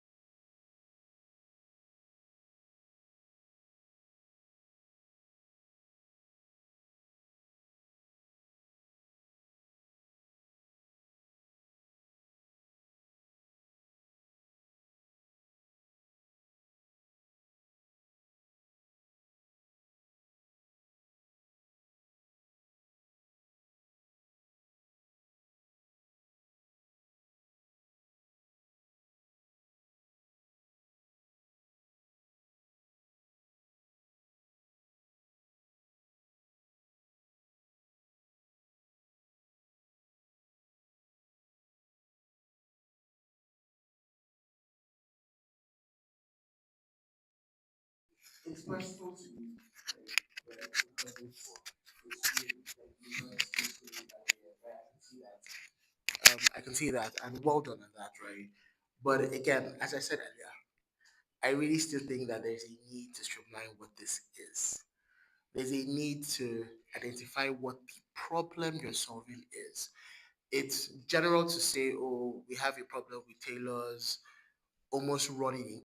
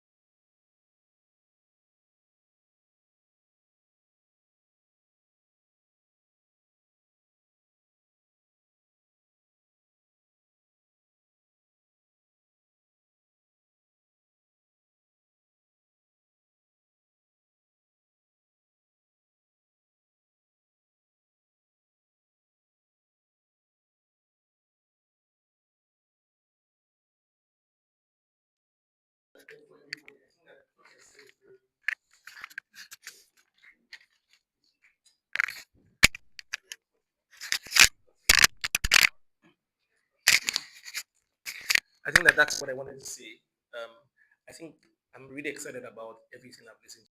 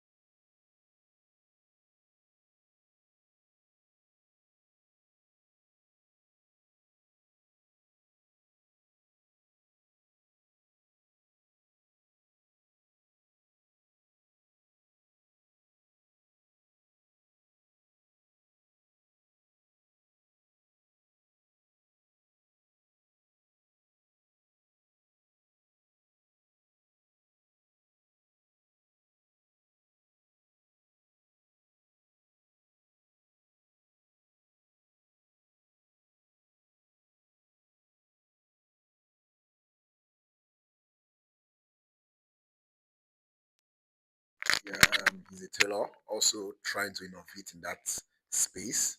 I think he might find this product interesting. He doesn't know the tech, he doesn't do tech, but he's very creative. And I think I might introduce you guys so that you guys can talk it out if a collaboration or yes, partnership comes out from there. He's in the tailoring space doing a lot already there. And I'm sure he will like what you're doing and see whether if you guys want to take this to market, it might just work. Thank you so much. We've heard from Tech Salvage and Smart Smart. Zero. Do we want to ask questions from the other panelists? Yeah, my people doing agriculture.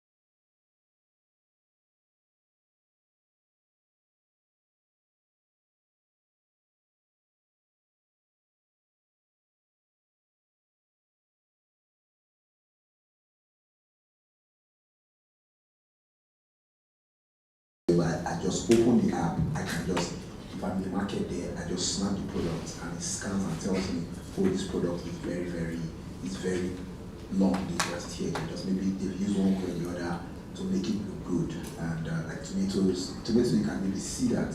For some other produce, you may not be able to easily tell from the face. So if your ear is that good and you can tell from what you can, I think it's a very good product for everyday users. And there's a lady.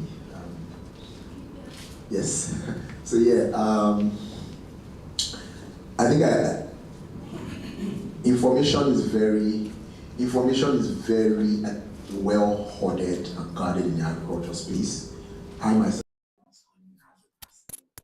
until I had to go to IT, it was very easy to pull out information. So I think what you're doing is very important. But I think technology to farmers are like two opposite directions. That's what people want to talk about. Let me use the word smallholder farmers. A lot of them, they are not very, very tech savvy.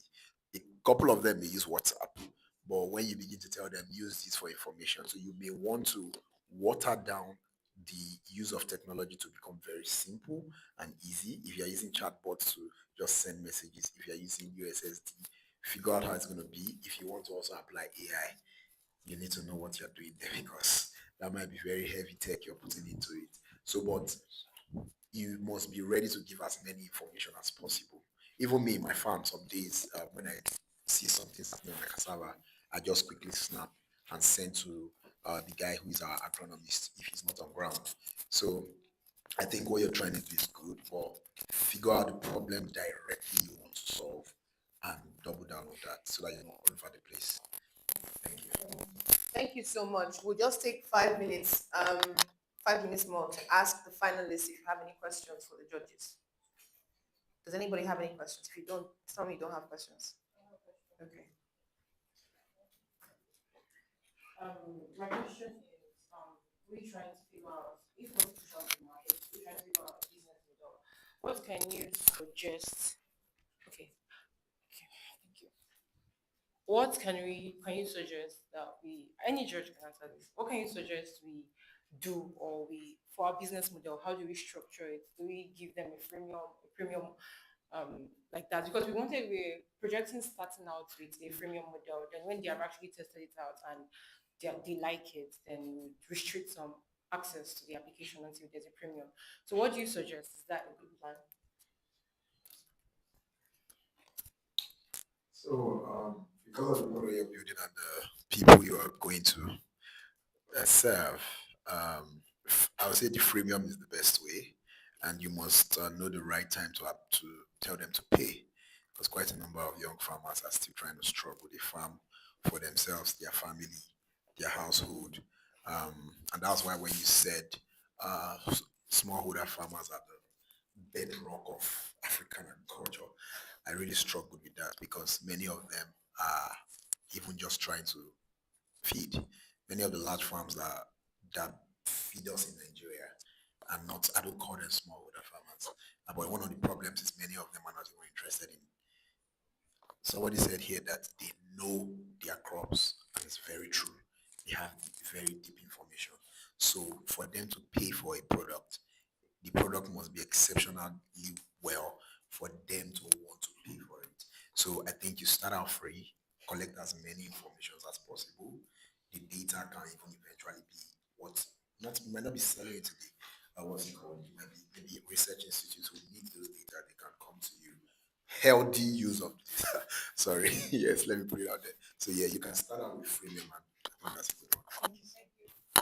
Please pass the mic down. My comment is actually to flood that, right? Maybe I don't know if they're done with responding. Yes, so can come back to you. I mean, for you, I think that you have a lot of information you want to sell. I think you should pick one, whether it's fertilizer or you just pick one. I like the tracker, I like everything because I know at some point this company called Cellulant. Your customer is not actually the farmers, right? Your customers are DFIs, right? So the people who pay are more of the DFIs. DFIs are people who fund like food security, like sort of invest in that, and the farmers are not paying; they're paying you for the farmers to sort of send information out to them. And so, if you find a way where farmers can and find their sweet spot to engage. I mean, if you can tell them that you have 10,000 customers and you really want to expand to more customers with devices, give them the devices for free, yeah, and putting that, I think that this is more like a social way of sort of sending things like weather forecasts, and you're able to do that excellently with AI models. I think that that's where, for me, that's where the opportunity is. Pick one opportunity in yourself. Out of the 10 things you have, can you tell me one thing based on your data that you think that if farmers get that information today, they'll be calling you on phone to say, please give me, if I don't even do tech, just say you have the information, you call your number and see whether you're lying, you are not able to handle that information. Tell them that any information on this, they should call this number. Don't even do any AI model. You have it on your phone, don't write. And let your phone battery go off and you cannot handle that. That would be the thing that would be a game changer. And you can go to the FIs and say, these are the things that farmers need, and you can now begin to grow from there. I think that starting with heavy tech may not be the first way to get into market. Start with basic or almost almost no tech, right? But you have simulated the entire problem and you have gotten response, then that is the real opportunity that you survey. That's real market validation that your phone went off because you could not handle the level of depth of request of information. Then you can now know that whether it's freemium you would go or whether it's petrol. So think around the business model. So your business model is DFI as a concept. Thank you so much. Okay, let's see the questions and we'll come to your comments. Okay. Okay, hold on first. This one. We'll take the question from Because I'm fresh grad.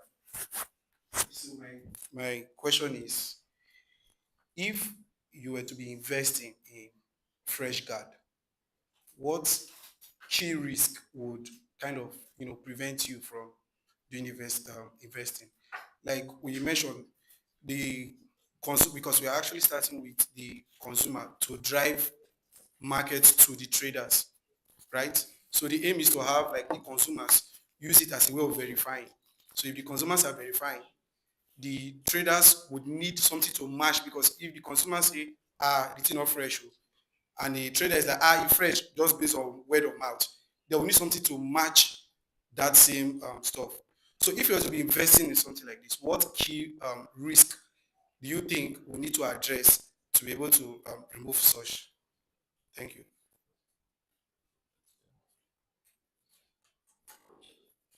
Um, so I think first things first is, so you rephrased it, the entire business model based on our feedback. Okay, can I just quickly? Okay, so I'm really sorry about that. So from what we had, right? I mentioned that we look at consumers. If you notice, they have a I am buying, which is the consumer. The consumer can get those information. Then I am selling, and the I am selling was not directed towards just farmers. It was traders, because if you go to the market, you are not meeting farmers in my 12 or in Shomolu market. You are meeting traders there. The farmer aspect came in along the line when I was mentioning, I was also trying to bring them on board and also talk about traceability system. Buy that tomatoes in my 12. Do you know the exact farm it is coming from? Do you know if the farm is polluted and all of that? So that was why I had to carry them along the chain. But for what we have here, it was consumer and traders. So that was Um, I would remove the farmers from the conversation, right?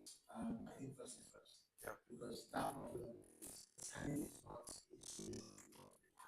it's not legit, right? So I'm removing them completely from the conversation and focus on the message, what we're saying.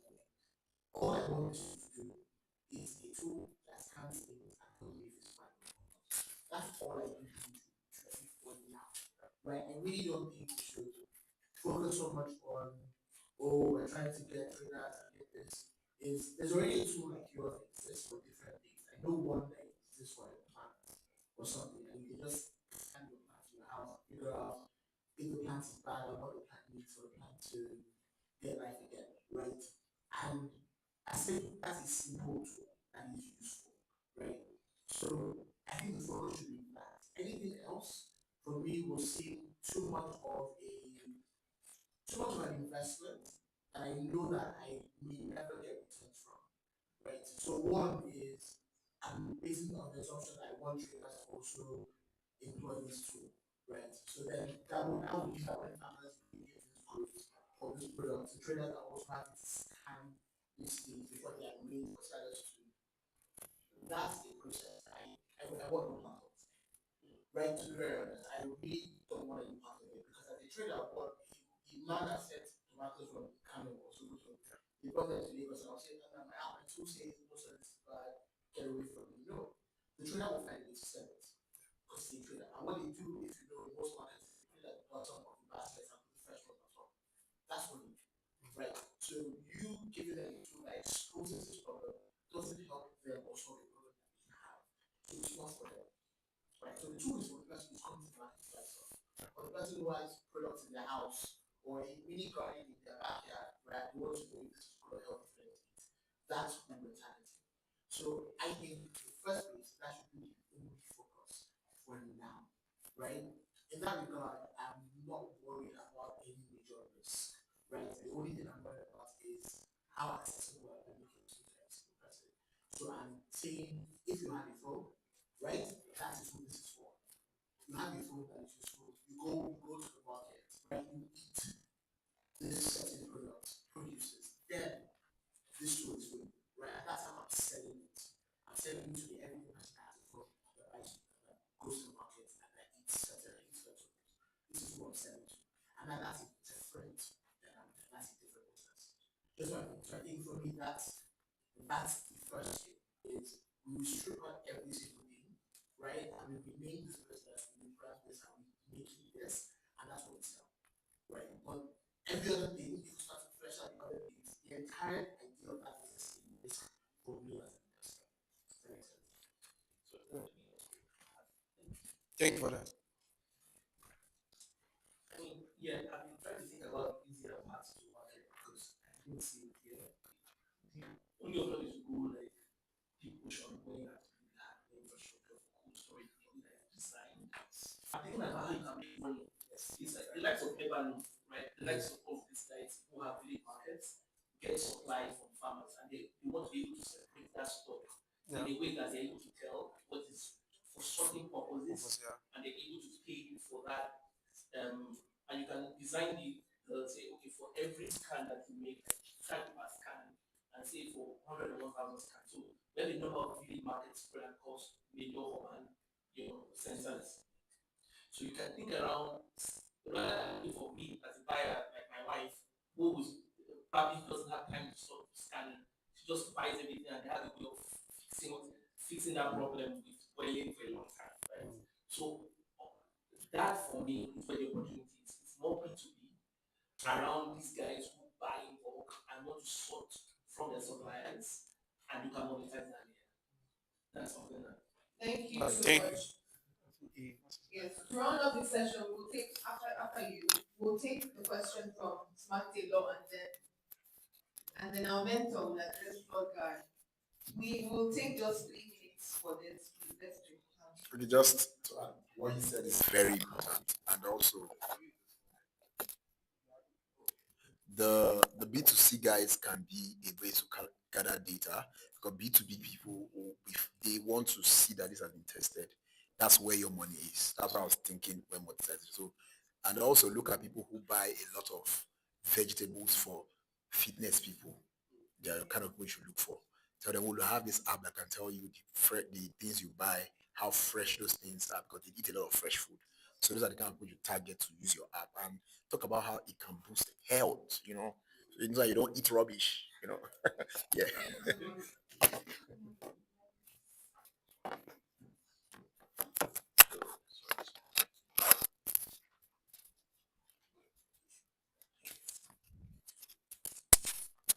So I got a lot of try to make the product one thing, right?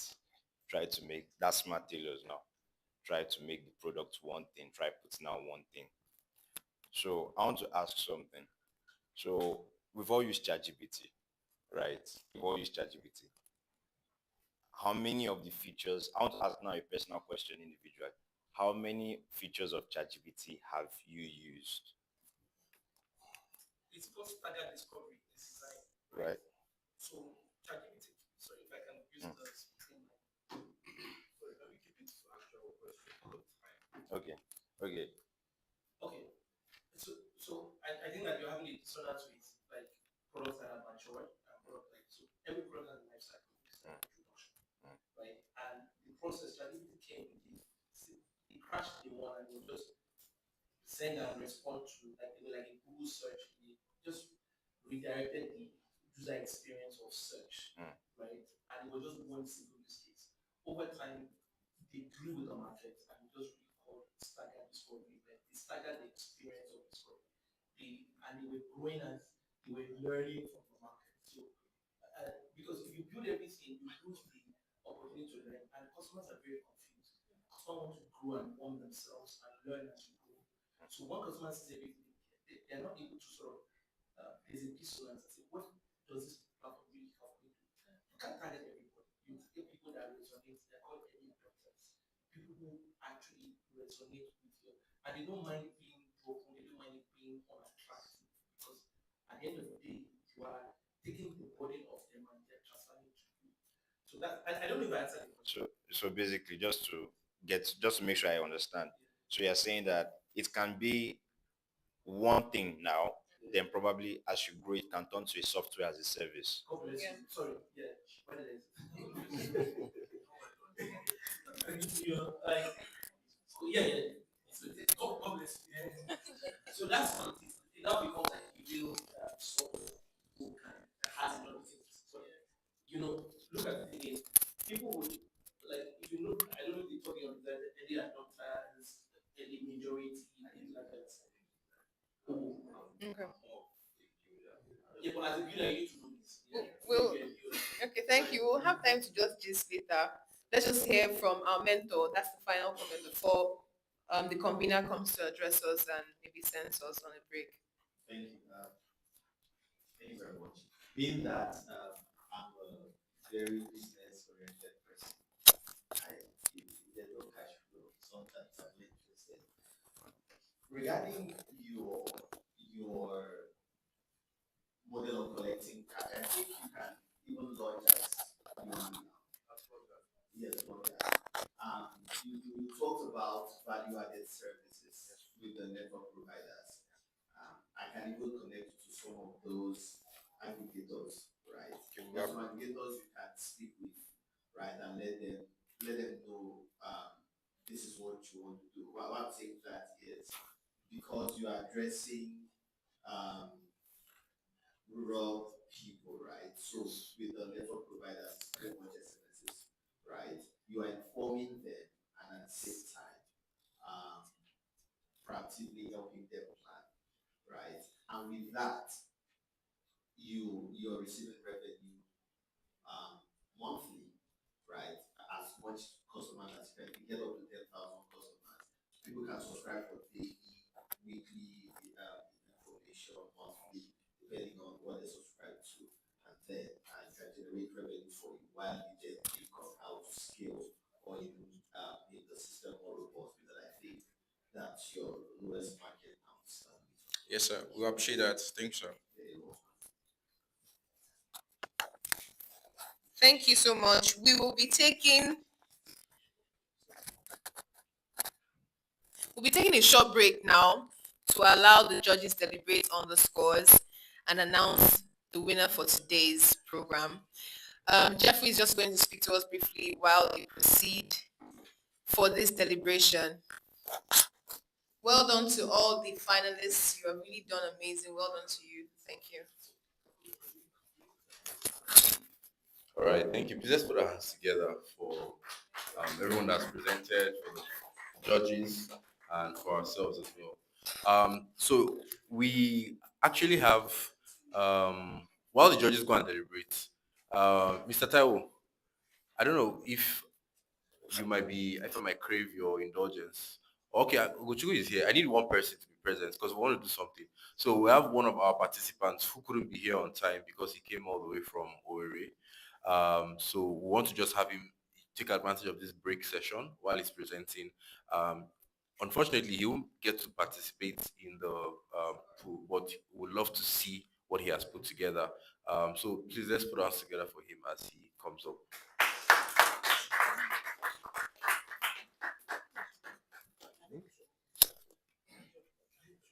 We need your results to come in. If you guys can do the deliberation here, it's fine. You can do it in 5 minutes. Okay, so the judges have agreed that they will want to be. One of the judges has agreed. Chike, are you agreeing? Okay, so the judges have agreed that they will be here, which is a big feat. While they come in, is there a consensus? All right, so they've agreed. Please come up, come up. Taylorly, I know the name of the product, but your name, just introduce yourself and then they'll put up your slide. So you have to hold this together so that the guys online can hear you. And this is for us here. You can hold them together. All right. Good day, everyone. My name is Chinomso Unduoma, and I'm here to present Taylorly.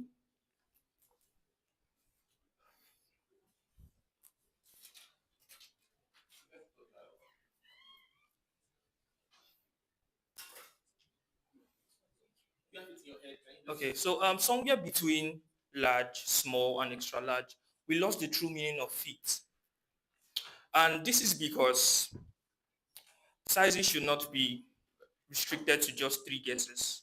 It should come in your actual size. So this is Tailorly. It's an AI powered fashion platform where customers can come in and get their actual body measurement. All right. So fashion is global, trust is local. So you have been in a case where you want to buy clothes online, or as a tailor, you most likely your clients are outside, not within your reach, and they want to sew clothes. So most of the times it's either they have to come over, or they have to meet a tailor around them, send over measurements and the like. And it is very, very stressful. We did our, consensus and did a lot of findings, and we found out that one of the major um, problems that tailor do face is this measurement problem, not being able to get actual measurement of what of customers. So Tailorly is here to solve that actually, because at Tailorly, with just 2 to 3 photos, you can get your actual body measurement. Next slide, please. Okay, we don't just sell clothes, we engineer confidence. And yes, Tailorly is most likely going to be more like an e-commerce platform where what we bring together our customers and tailors. So what happens is that as a tailor, during the onboarding session, you come in, upload 3 to 4 photos, and you get your actual body measurement. Inside the platform, we have AI recommendations. We already have your body measurement. So we recommend clothes that's already been uploaded by tailors, other tailors that actually fit your size. So even if we don't have such that fit your size, you can also pick a cloth you like. The tailor can get your actual body measurement and sew the cloth, and that is done. Next slide. All right. So, like I said earlier, our proprietary true fit algorithm. So, once you scan, user creates a precise body profile using standard smartphone cameras. Then the AI matches it and verifies. Next slide. All right. So, pain points: limited local markets, high return cost, global reach without hustle. Next slide. Okay. Next slide. Please, I would like to show my the website, the current MVP.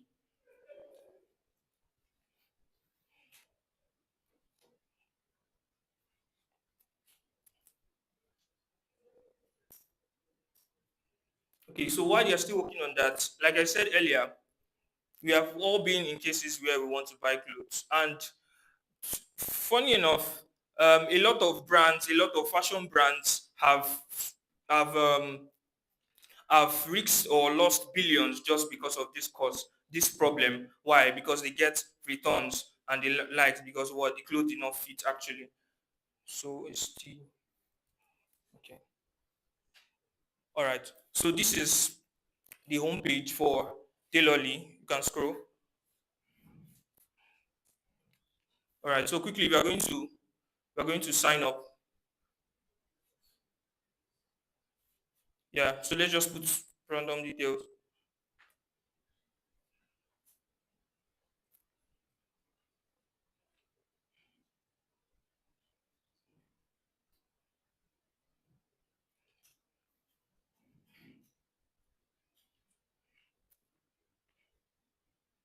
All right. You can click. Just upload any photo at all. It doesn't have to be. Just upload.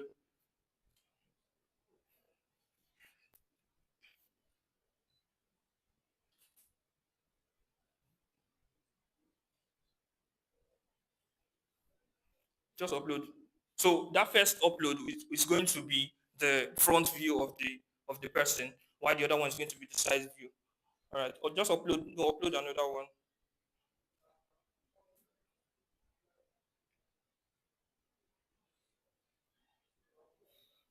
Yeah.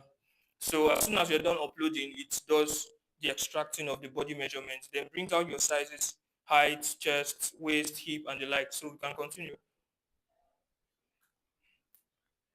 All right. So this is more like the um, dashboard for the users. So you see area recommendations, wish list. So it's more or less like an e-commerce website. We also have the tailors end of the product. So, but because of time, we won't be able to show that. Thank you. Thank you so much. Well done to you, Taylor Lee. You have 5 minutes for questions from the judges, if at all. Do we have questions?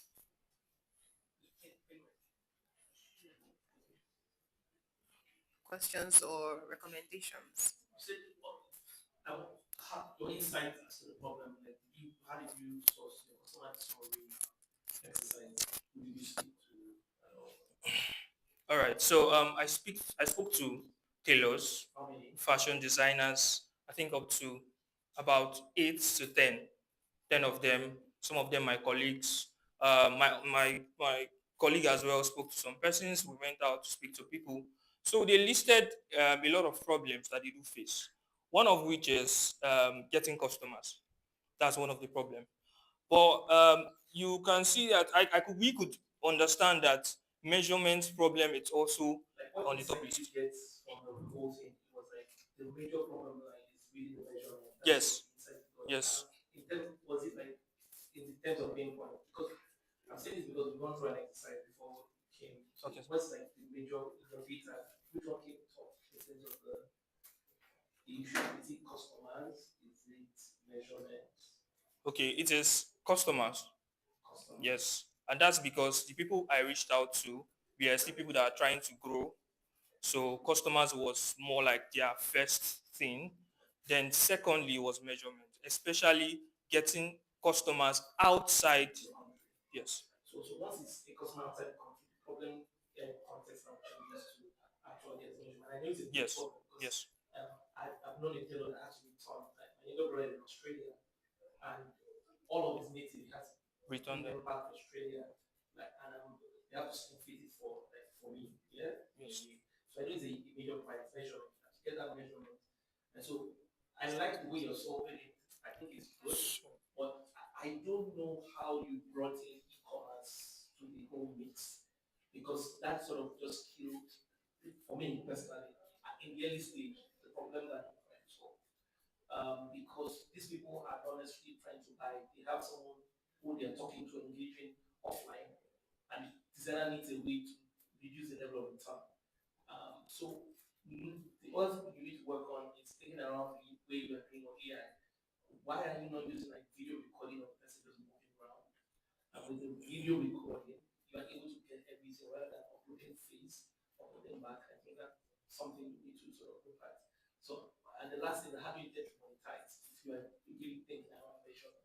What are the things you are thinking in terms of, okay, how can I make money from this? After the designer gets his measurement, what is the incentive if you're not doing e-commerce? Say e-commerce was not in the mix, how would you make money?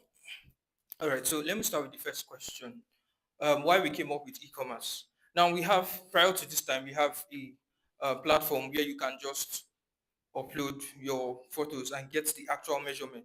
But we looked at why will customers come back to our platform? Is it just to get measurements and go away? So that's why we created this platform, to retain them, retain customers. And like I said, the first problem, the first pain point he actually talked about was, reaching customers far and wide. So I think e-commerce platform is also a medium, and it doesn't erase the fact that you can just get your measurement actually. So that's for that. Then I'm sorry, I forgot the second question. There was one before that. Okay, for the uploading of photos, that's because that's our current MVP. Yes, we are going to do video, yeah, and we'll put real-time validation because based on phone camera quality and the likes, we'll do real-time validation just like we have in OP where they do facial recognition, turn left, turn right. Yes, that's what we are looking to do. Okay, so monetization, if there was if there was no e-commerce, okay, so we are going to either do more like a subscription plan for tailors, subscription plan for tailors, or um without, yeah, okay, all right. So there are several businesses different models in this. Is the first thing is so when you started speaking, like you said, a tool for people to get measurements if they're not present. Oh, fantastic, great. I don't know is in a different state or a different country. I can just record their measurements and send it to them. Okay, I need pictures to take us. So that way they maybe send category link and then or whatever. And they open that link and do the picture or video link and then send to tailor the measurements. So that was what I thought.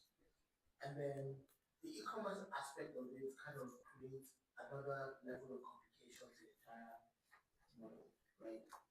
Because now this way, so I understand, and I think Freddie told about this perfectly at the beginning, is when you're thinking of building from a standpoint of how do I make money as the initial thought process in building, it usually is a problem. We usually now start to add up things just so we're like, oh, how like money, right? So it's I think the first thing is what is the one thing you want to solve in what you're doing, right? If what you're solving is the convenience of getting measurements without investment, if that's the problem, how do I flesh out that problem? Right? How do I build up the solution for that? Right? The e-commerce aspect is that is almost like let me just create a marketplace, and it's obvious. Let me just create a marketplace so that I can use that to make money from that so I sell it on my phone. And that's because then I'm imagining I make clothes or I have a fashion brand. Why would I want to put my stuff on your platform? I'm only putting it because we provide a service that people can get measurement. But then what happens if that's the only thing I want to get out of it? Right? I'm not so eager as regards to the customers you're going to pass my way. All I'm concerned about is the fact that there's a tool on your platform where people can get measurements if I'm not present. Right. So how is that used? How am I able to use that without having to join your e-commerce platform, for example? So now you're forcing people to sign up on this e-commerce platform and on another e-commerce platform because we have so many. And then once you sign up, you have this tool as an addition. That's what it is. So what you're selling now is no longer this solution as the measuring thing. Is I'm selling an e-commerce platform that has a solution of measuring thing. And that's a different business, a different identity. So I think you need to think through how you want to describe or see what your story is and what exactly you're selling. Right? Because you started with something but you showed something else. Right? Both have the same components, but what you showed me is not the same narrative as what you showed me. Does that make sense? Yes, sir. Okay. One more comment. Small blood and it's commonly like one different. I think on the monetization part I spoke about, if you actually work on the sizing and you train a lot of data, you actually get like the correct size and what is possible. One thing you can do is then approach existing owners with and then sell that solution to them.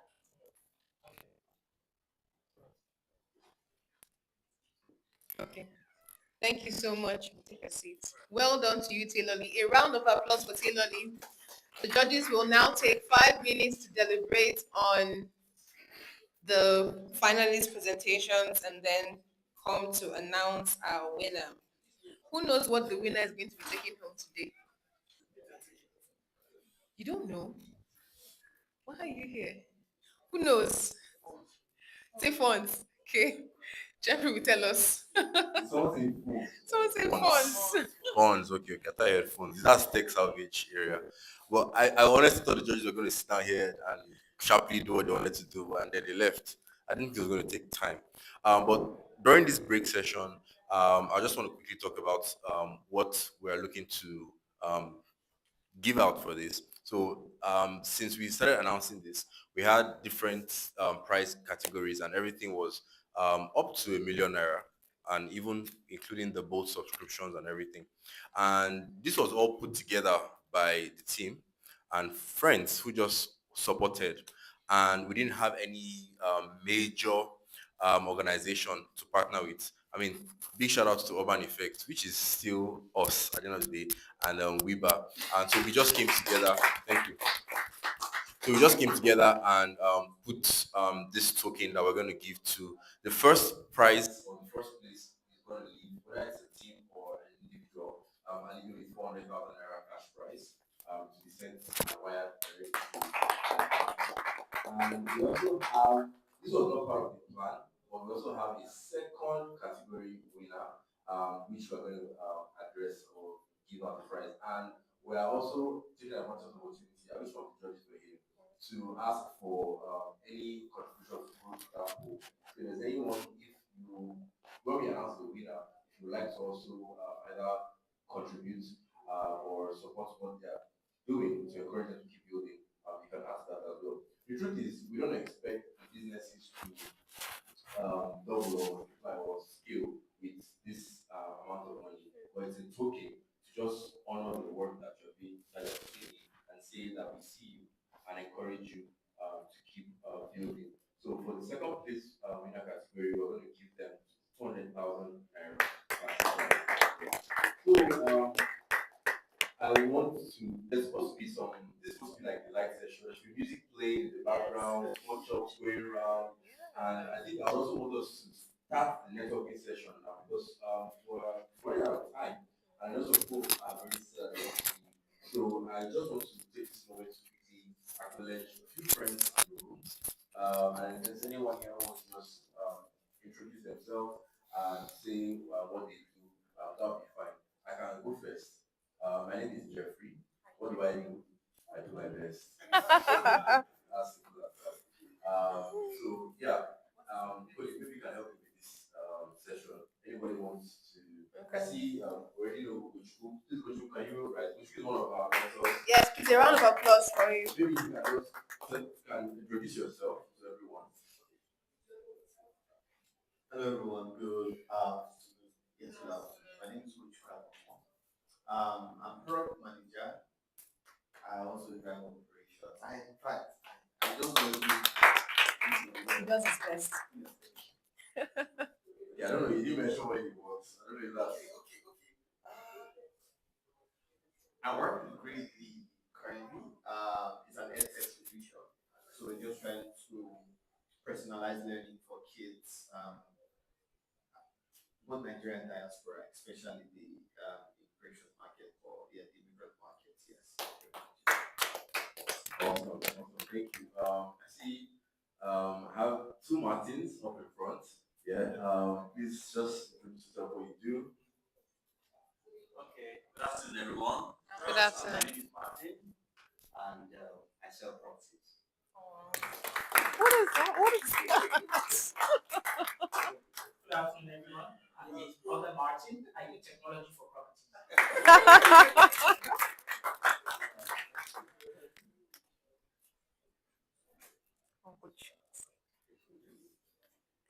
Immediately.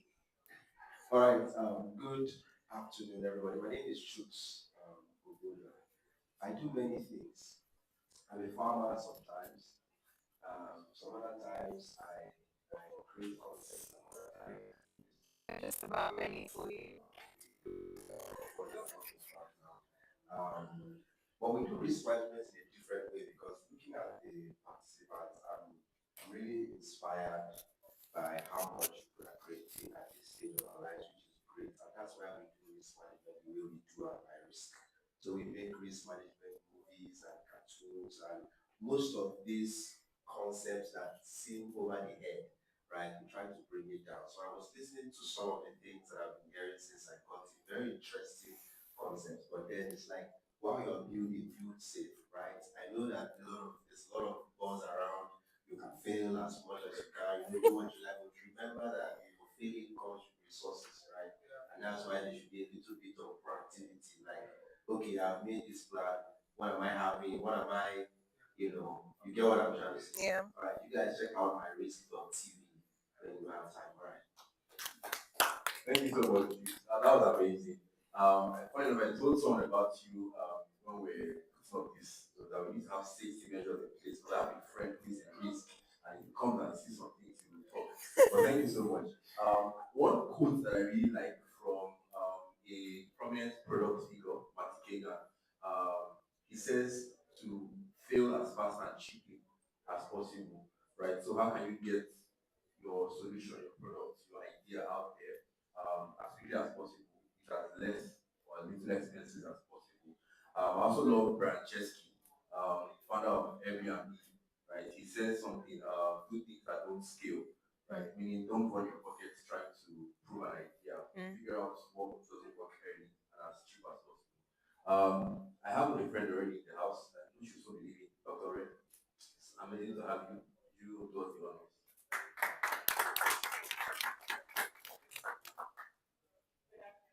Good afternoon, everyone. Apologies, I came in really late.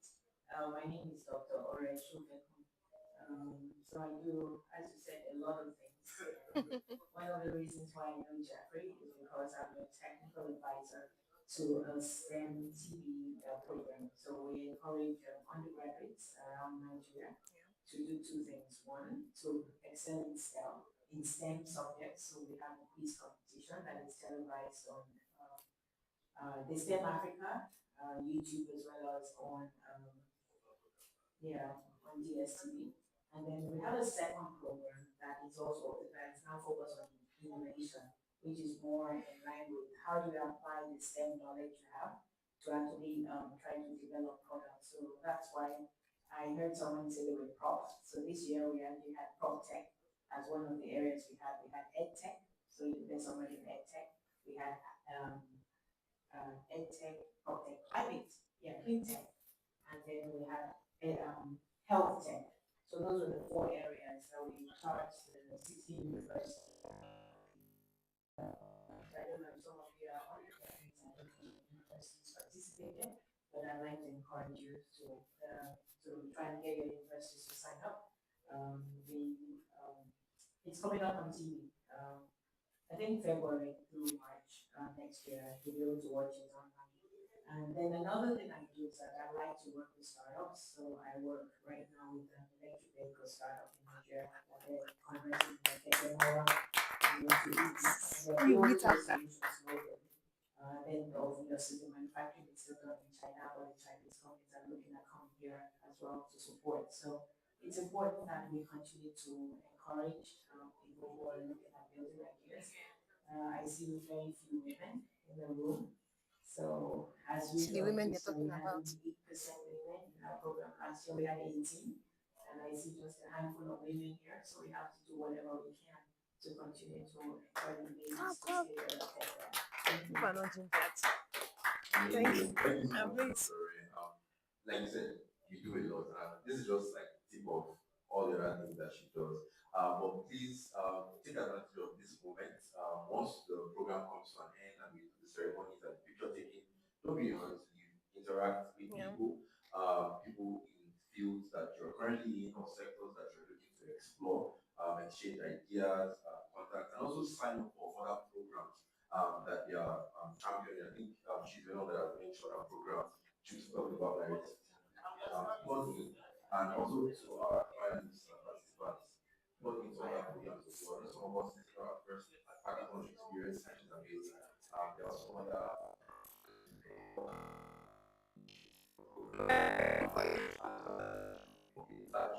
How many of us here are undergrads? So after the program, think about they're coming. But Can we take, go one we person? can, yes, we can, yes. All right.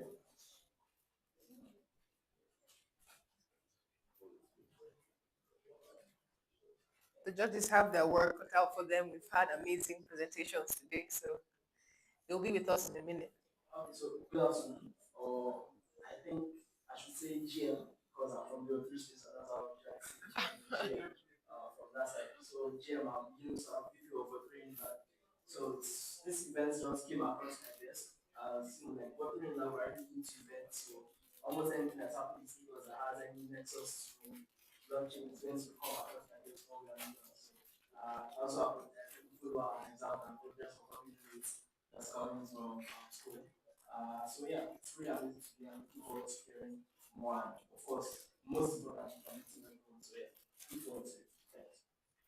Thank you. Thank you. Sorry, I wasn't paying attention. I didn't get the name. User. Okay, awesome. For blockchain technologies, directly to Mike, one of the judges. We'll be ready. Where are the judges? So, They're bringing the drum. hey, good afternoon, everyone. My name is William. I'm Jeffrey's brother, actually. So I'm into cybersecurity, cyberspace, and I'm a pen tester. I'm actually a pen tester, so I do vulnerability tests for companies, and I also do IT operations as well. Awesome. Thank you so much. Thank you so much for that. I don't know if we're ready, if the judges are ready for us. Are you ready? They are. Yeah? All right. Yeah. So I'm going to hand over to Colin. You have a second mic. Yeah. Okay. So you can call on the honorable representative of the judges, Mr. Koyemichi wants to walk you through what they have figured out, what they plan to do. Okay. Thank you for that. Like I said, the judges have their work cut out for them because we've had really amazing presentations. And I feel like there's going to be some drama, but hopefully not. So I'll be calling on the representative for the judges, Mr. Jimo, to take us through the deliberation. Thank you. All right. You don't want this thing, you're not ready. You don't. First things first, I think we were highly impressed. Yeah. I found out today that it's really to come with this. So kudos to everyone. Yeah. It takes grit, it takes intentionality to actually sit through all of the things that you've ever come up with. And none of it should be taken lightly, right? This is not also a validation to your geniusness or how brilliant you are. It's not. It's just a confirmation to that, not a validation, right? In coming up with a decision, we had a few debates internally, right? And again, it just speaks to the level of work that we want to put in. So what we decided to do is we have two people in mind, right? It wasn't a split vote, but some people just argued better than others. And decided to just give into that argument. So we have two people, right? And we want those two people to come out and tell us how they came about this and why they decided to go with this, with the solution or the decision or the business that they decided to come up with. And those two people are Flood Guard and Tech Salvage. Put your hands together. Flood Guard, Tech Salvage.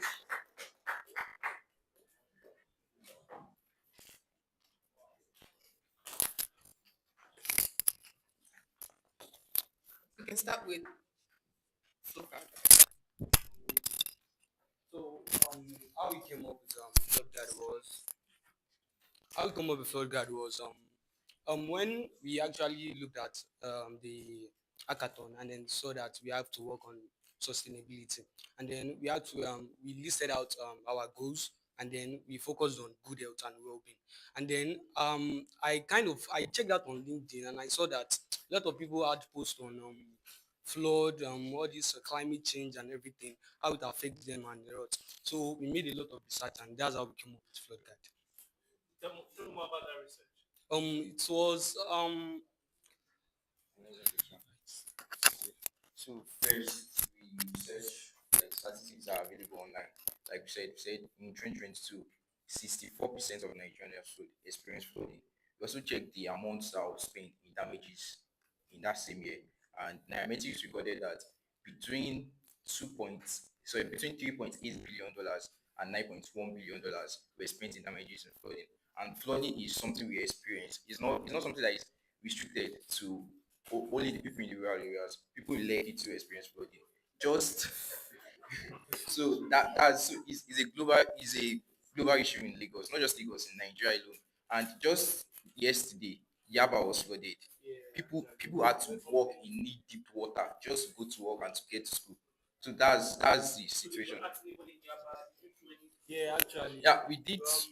we did something because during while I was actually coming to school also yesterday, and then most cars got faulty on the road, and then that's when I told him about, and it came about something like safe evacuation route, whereby you don't need to pass through the flood. You can actually just give you mapping on routes to pass instead of just entering through the flood. So you didn't talk to anybody. No. But we did our survey, like during the project development, we did our survey. Okay. Like we, Yeah, we actually yeah. did a lot of them. So Up to 15. We had the Google we form. did a Google form, so we got about 15 responses, and those responses we got, 100% of them said they don't receive any alert at all. 100% of them agree that a tool that will provide alert is going to be very useful. So those are the details we got.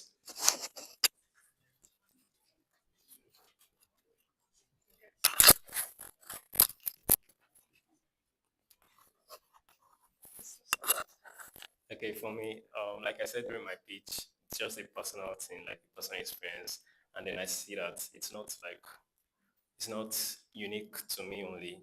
A lot of people, face the same issue. Devices are, so I think that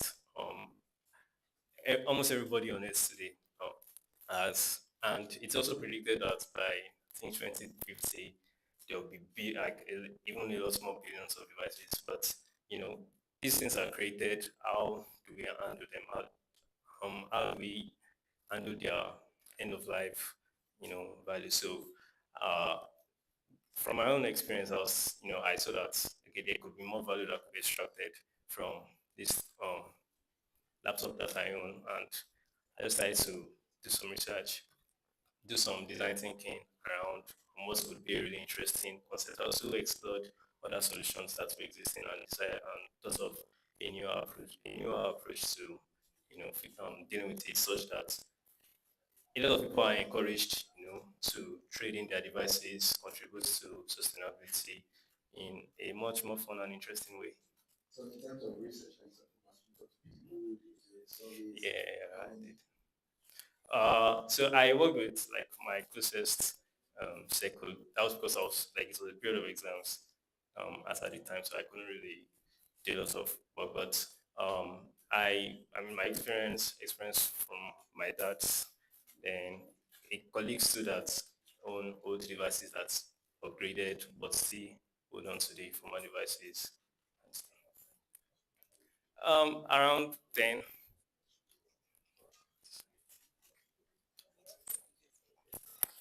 Okay, thank you. I don't know if that was helpful. I hope it was.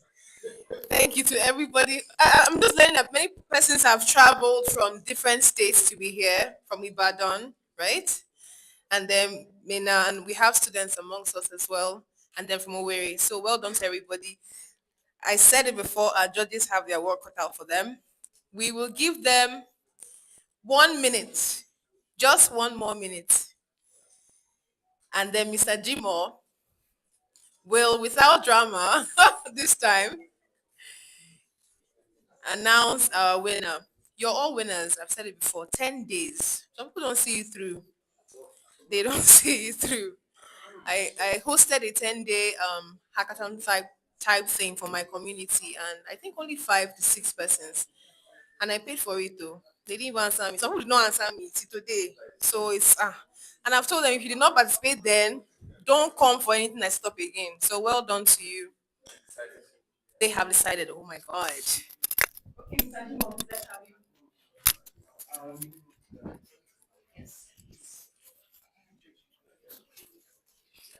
Ladies and gentlemen, drum roll please. So I'm sure you would agree that the last two Saturdays were very meaningful, right? It's a coincidence that you're going to be around the environment as well. I'm really conscious about that. But and that's unfortunate. But then it just shows the amount of thought process that went into both ideas, right? Um, for various reasons, um, I'll speak to some of the cons on both, and then can answer the questions. For the flood solution, right? Being that it is a brilliant idea. We do think that it's, if not the only solution that is pretty much almost free, right?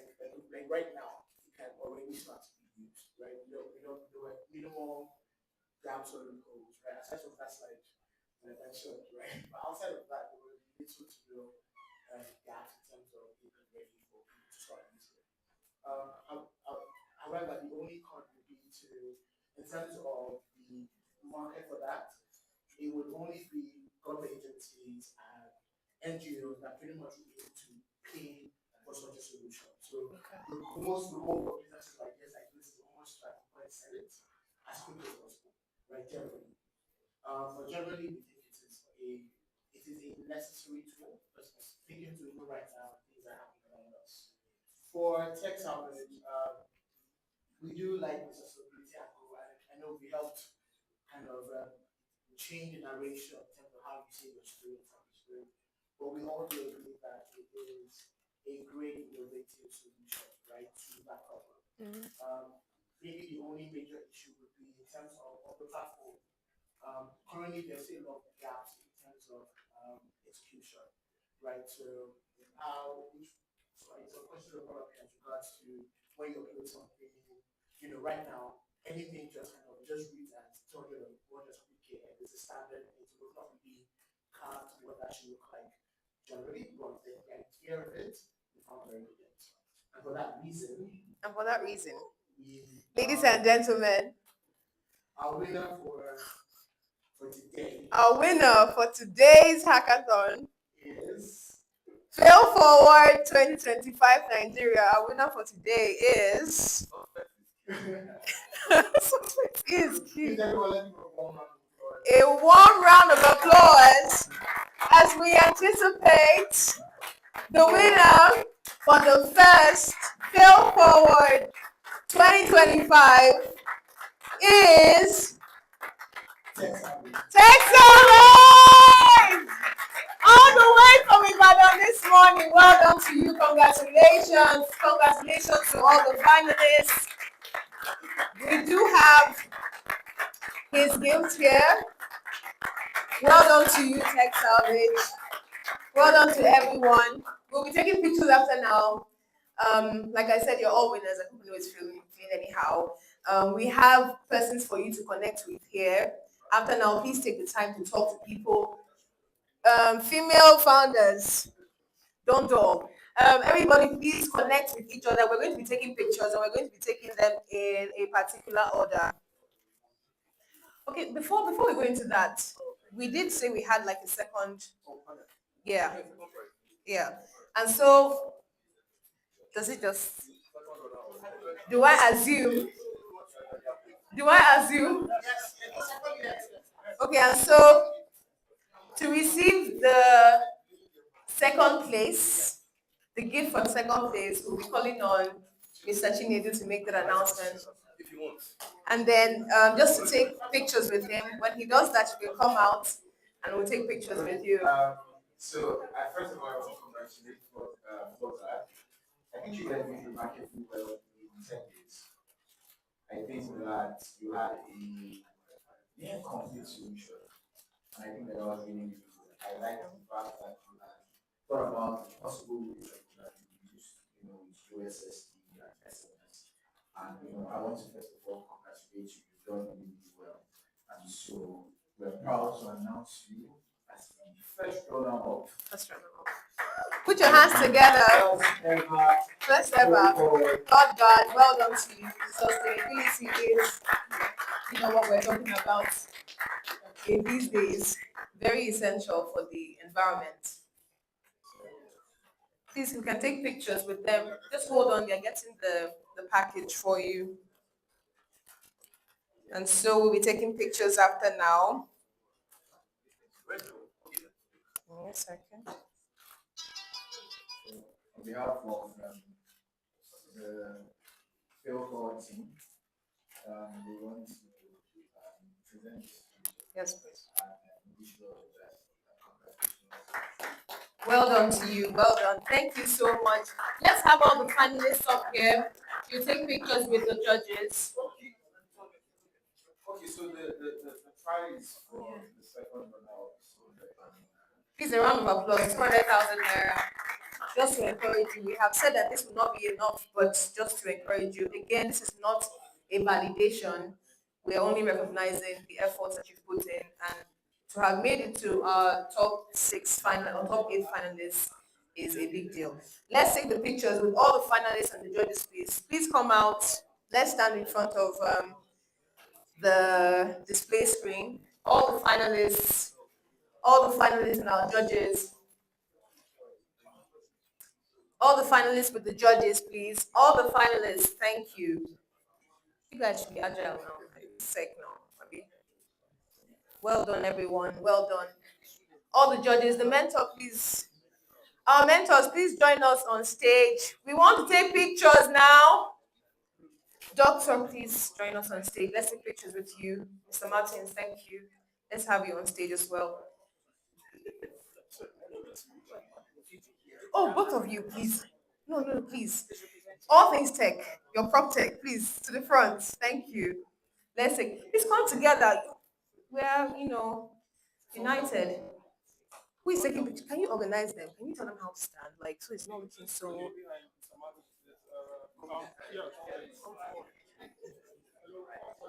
Come here. Mr. Chooks, our risk management officer. Oh, see, Umbina.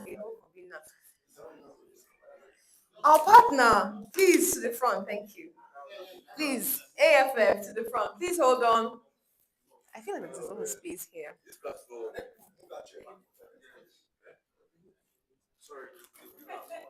Do you like the position? Shouldn't some persons come to you? Okay, yes. Judges at the center, please. All the judges at the center. Front and center, judges, please. The winner in front with the judges. Where's the winner with the box?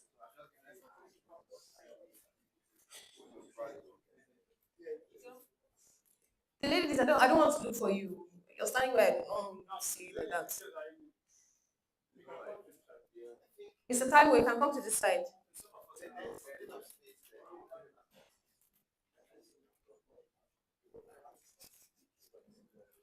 Do we have like a clip to do so they can say a video clip so they can say fail forward Nigeria and then we record or something? Okay. So when I say okay, what do we say now? Fail forward. When I say demo day, say fail forward 2025. Are we ready? Demo day! I did not ask for bars. Like, where's the excitement? See what she was saying, mostly guys. Demo day! I'll take it. We've not had lunch, so I'll just take it. Yeah, okay. Well done, everyone. A round of applause. Thank you so much. Do we really have more pictures to take? Okay, let's take finalists only. Finalists only. Pictures for the finalists only.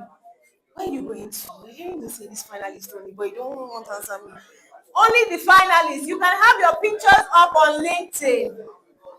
Please, we're still taking pictures. Finalists only. Finalists only for the pictures, please. Finalists only. Jeffrey. My voice is not like finalists only, please. Finalists, you can stand with the convener. You can have your pictures up on LinkedIn, talk about your product. That's how you connect with people. Tag all the mentors, all the judges. Finalists only.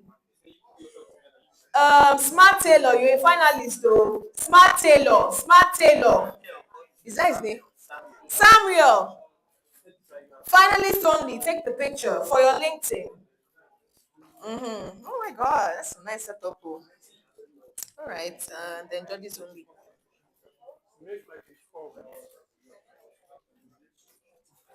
Our first presenter is not smiling. What's his product? Agree something. People should smile on your take. Oh. Smile, please.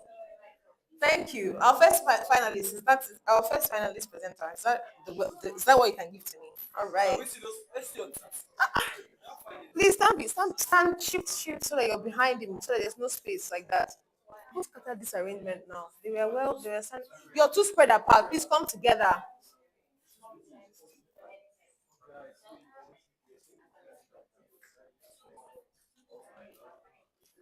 Please, after now, we'll have the judges. I can see that judges are enjoying themselves. You can, judges only.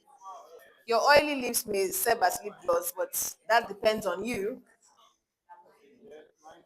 Demo day! Wow, wow, some happiness from me. You guys are youth, so don't do buzz. I don't know what you are doing. Demo, no, please, the video. Please say that. Demo day.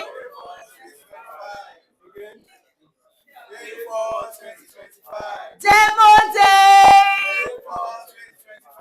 Thank you. Judges only. Judges only. LinkedIn. LinkedIn picture, please. Official LinkedIn photo. I had the privilege of judging a future forward, fail forward AI hackathon. Of course.